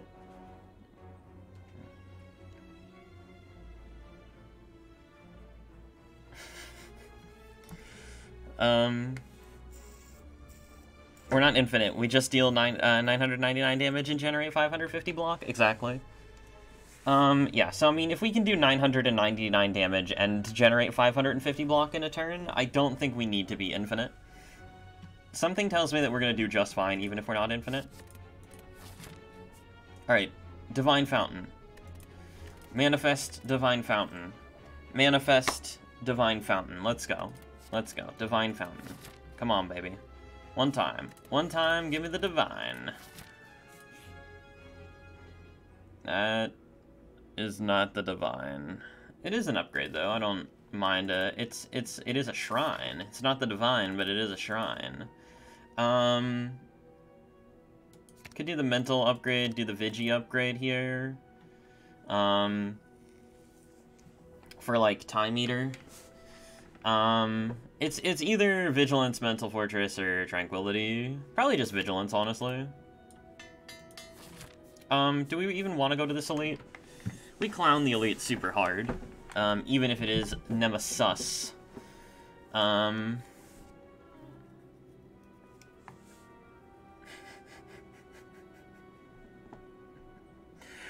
Oh, God.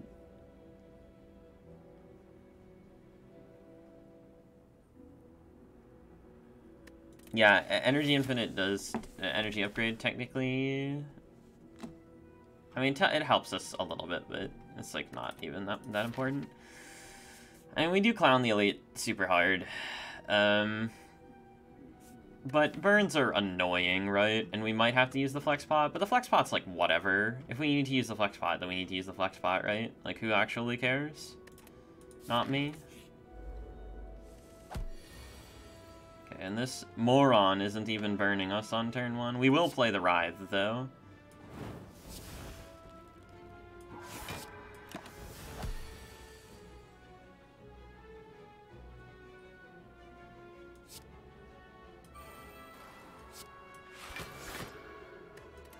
Take some damage here, it's fine. Oh, this moron isn't even burning us on turn 2 either. What a complete and total buffoon. You are a disgrace to your family, sir.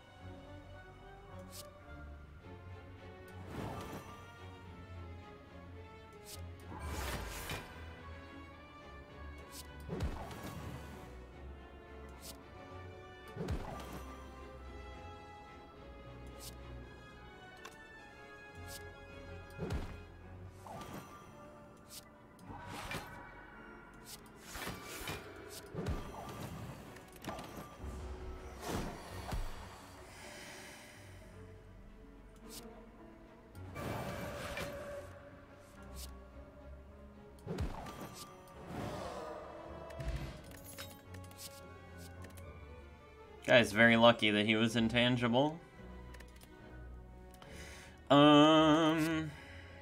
Okay, so now this potion completely sucks. Not that the Bottled Miracle really does anything better.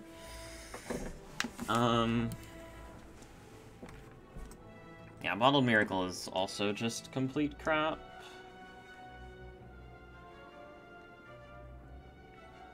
So... yeah, I mean... to all of it.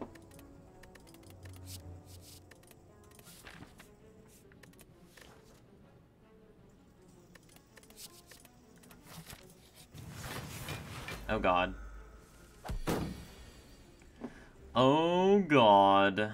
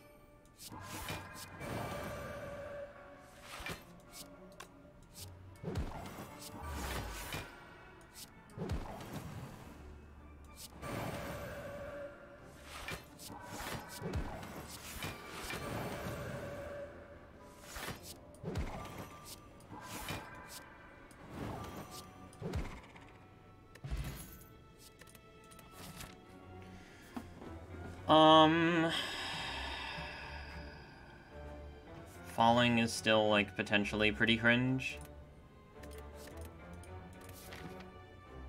Madness is just, like, minus max HP. Triple Jawworm was probably the scariest fight that we could have possibly encountered. I guess Darklings could be a little weird as well.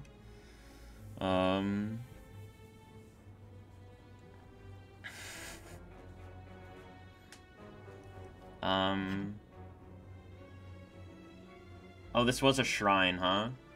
Yeah, I mean, I guess shop would be the best possible thing for us, right?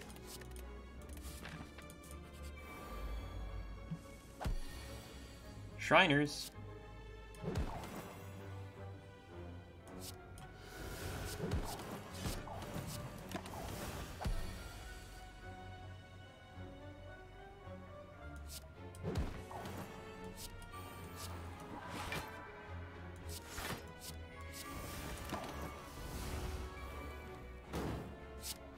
Status cards. Cringing.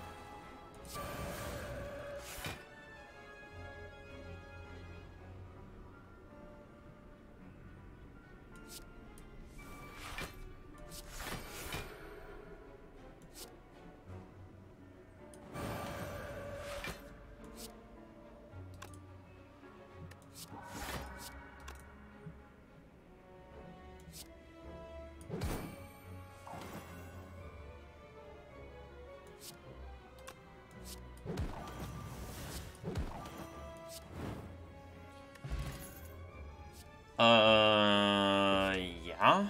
Okay. Take that one.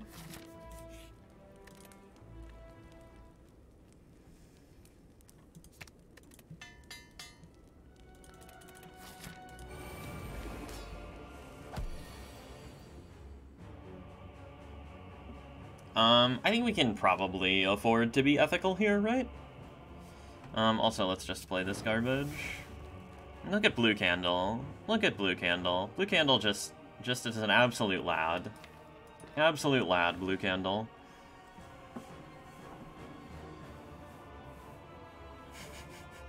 An 80% chance to sub for free with Amazon Shrine.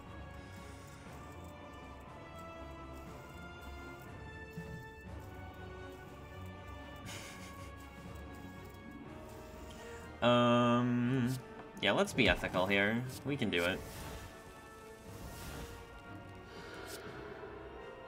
Thank you for the follow, friend.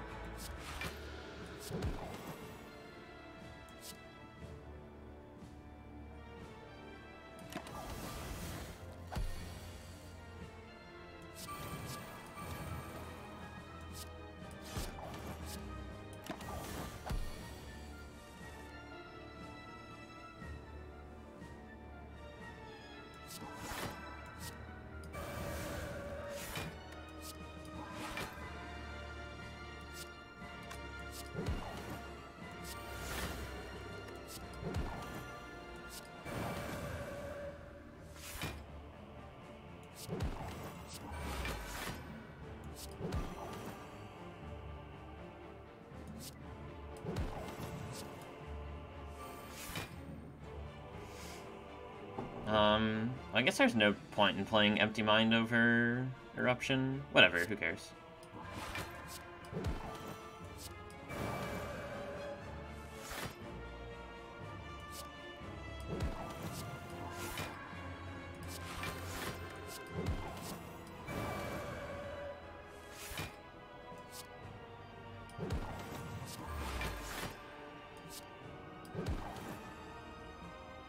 My lord, this is broken.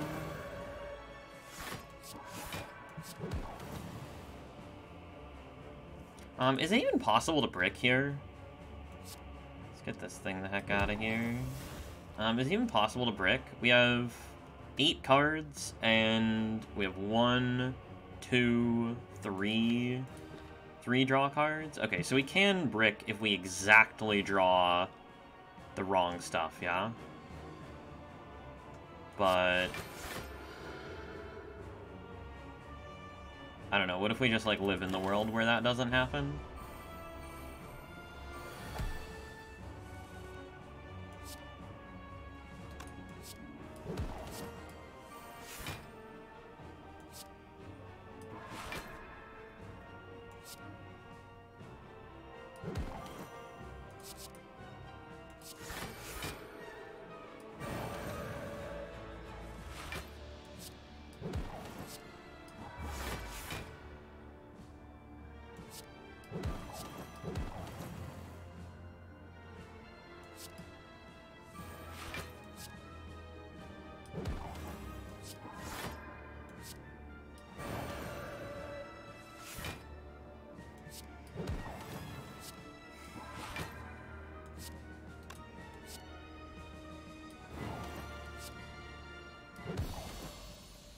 Bye-bye.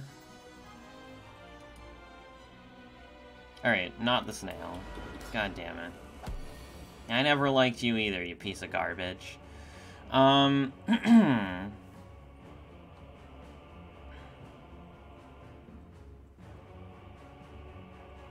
that we're gonna have any trouble in this fight, by the way. We will not. It's just annoying.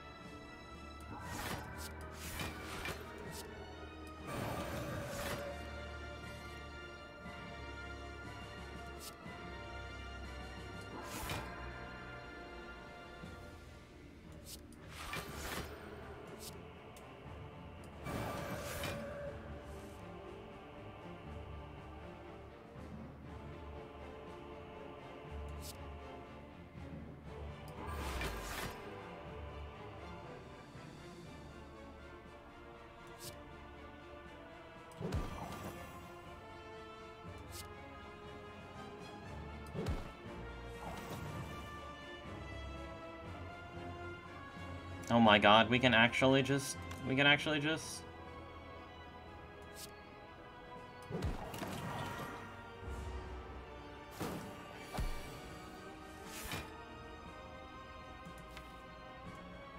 What a complete joke of an enemy, by the way.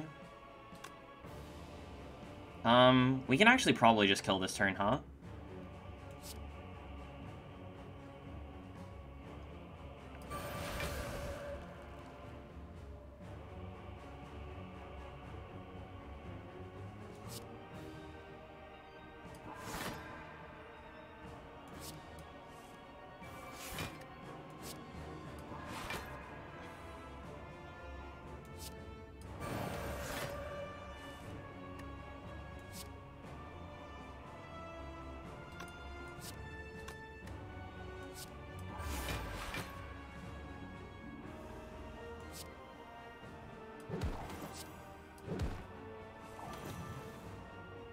What a complete joke of an enemy.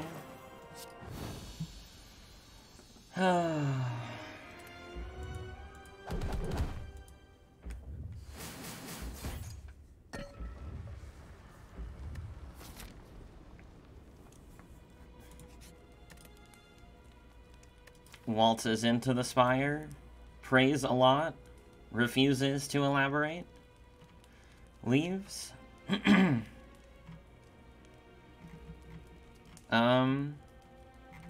So Carve is completely Giga Cringe now.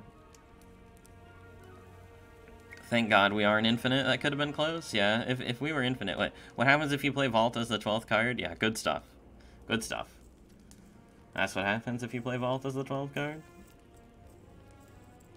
We probably still remove the Writhe, though. We have 1, 2, 3, 4, 5, 6, 7, 8. Yeah. Yeah. Unless we get, like, I mean, I don't know. Whatever. This thing is the only relevant upgrade, unless we want to rest for... Probably rather rest for 3 HP. Oh, well, no, it's resting for 1 HP? Yeah, no way I'm resting for 1 HP. Resting for 3 HP? Of course. Resting for 1 HP? Giga Cringe. Oh my god, it's here. It's here.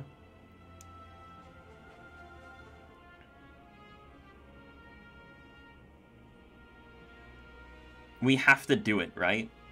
Like, we're legally obligated to do this? Like, I'm pretty sure we're, like, legally obligated to do this.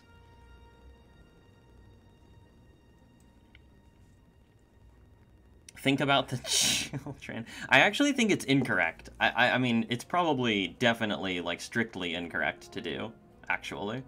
But we have Distilled Chaos, so... Funnier than a hat in a hen coop. Flex Potion Giga Cringe. Distilled Chaos Giga Chad. Ooh, Gambler's Brew? Even better than Distilled Chaos? Question mark? Yeah, probably, right? Okay, what are we removing? Because if we remove... It's, like, strictly incorrect.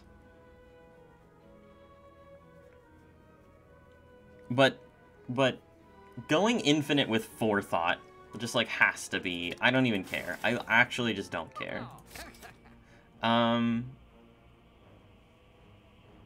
Giga Chad Gaming.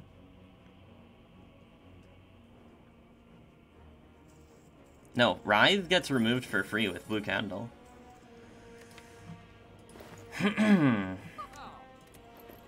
We're doing it. We're going infinite with Forethought. You can't stop me? No. I didn't remove the curse on purpose because we can exhaust the curse with Blue Candle.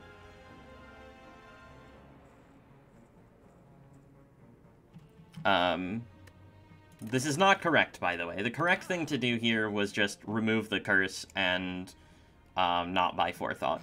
But it's too funny, so we're doing it. Also, it basically, I mean, I don't know. If we lose because we went for a Forethought infinite, I'm going out on my shield, you know what I'm saying? Yeah, we did do it yesterday. Listen, you gotta give the people what they want sometimes. Memeing and setting the world record at the same time? Exactly. Oh, do we want to buy this, like, cute little cow guy? Let's buy the cute little cow guy, huh? Okay.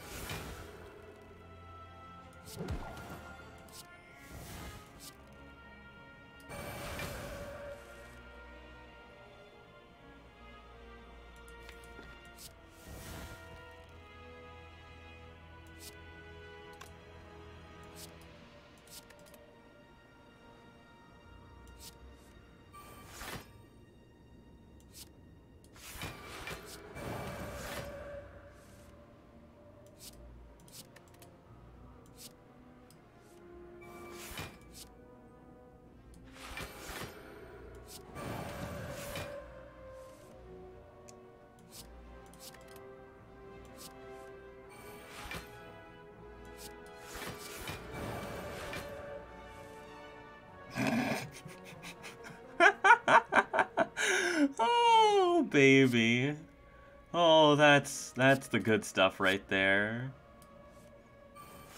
That is the good stuff, let me tell you. Let me tell you right now. Oh, yes.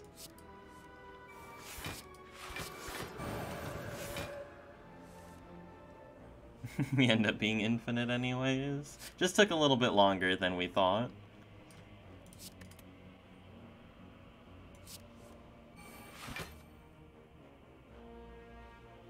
Okay, but this is super slow now. This is super slow, but it's worth it. It's so worth it. We can just say that the run technically went infinite.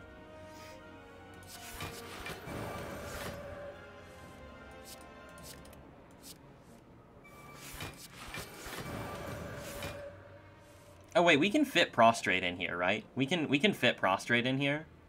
Yeah, because we go forethought, vigilance, and then we can play like prostrate, empty mind, and then we can play like prostrate, vigilance, eruption.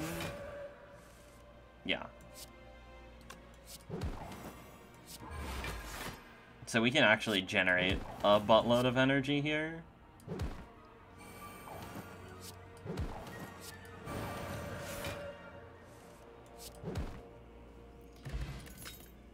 Alright, garbages.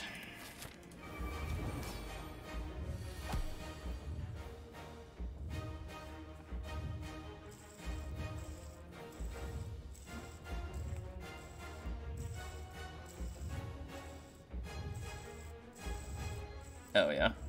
Can't force infinite, it is known. With 2 rushdowns, you don't really need the empty mind. Just forethought, the Vigi, and eruption. If we forethought the Vigi and eruption, then how are we drawing? I think you do need the empty mind, because... Oh, yeah, no, you're right. Yeah. You forethought, you're not saying you forethought that, you're saying you forethought the vigilance and then you play the eruption, and then you play the vigilance, and then you play the eruption, and then you forethought the vigilance, and then you play the eruption. Yeah, that works too. Yes, it does work. So we want to like not play any attacks so that we can, because there's a weird interaction with the, whatever, you guys will see, it's fine.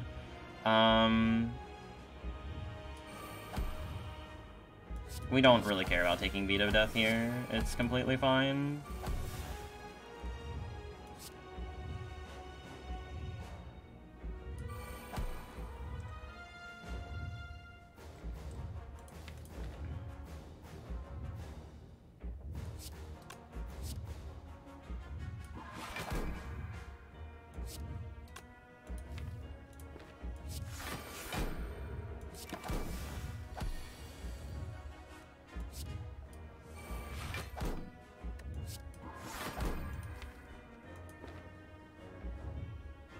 We have Crescendo for next turn to get us into some block.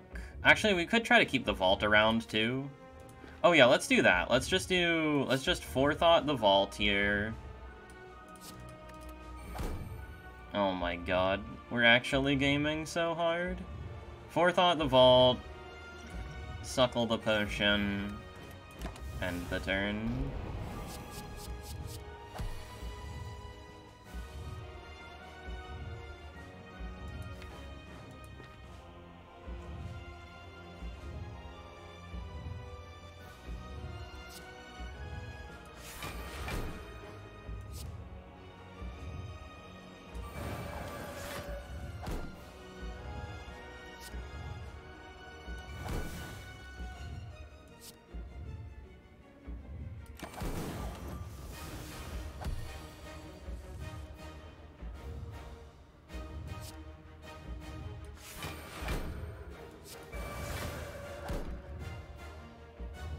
Oh my god, and we can use Forethought to set up the draw pile too. That's a Giga Chad moment right there.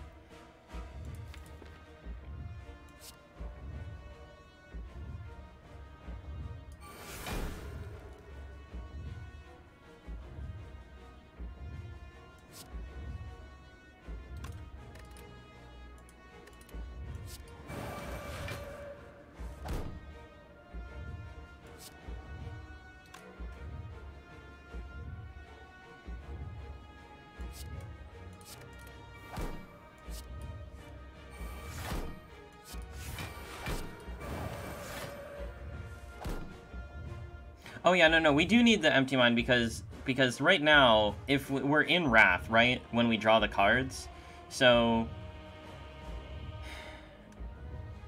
long press confirmations, it just means that this end turn button takes a little bit of time to press. So it means that I won't accidentally click it, basically.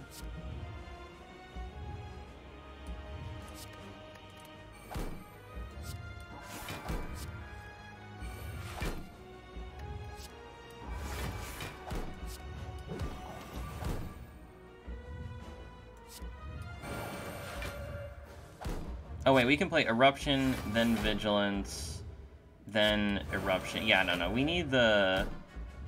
We need the Empty Mind, I think, in order to make the Forethought thing work. I'm fairly certain.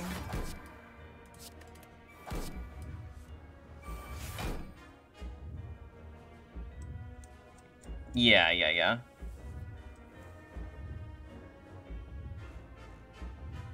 Yeah, it is in kind of a bad spot here. I mean, it's convenient, but at the same time, like, you know...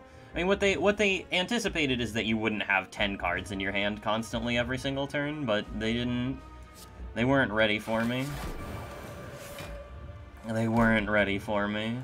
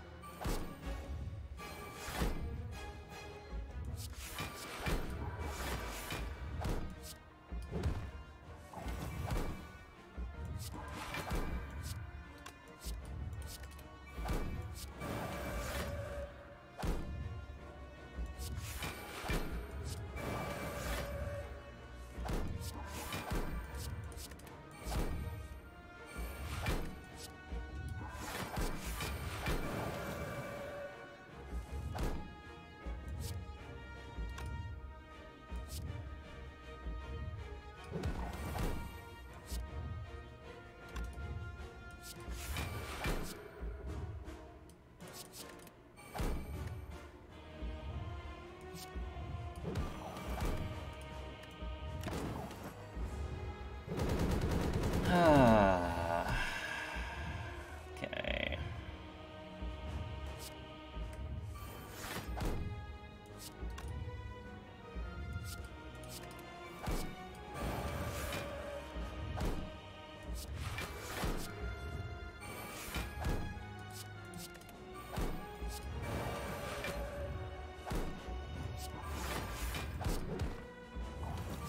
Oh my god, this is so fast. Holy cow, this is so fast.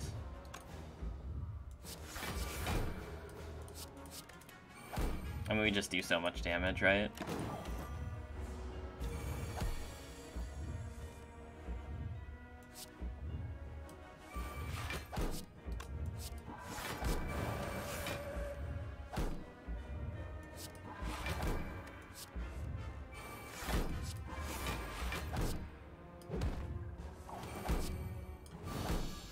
Alright, GG. GG.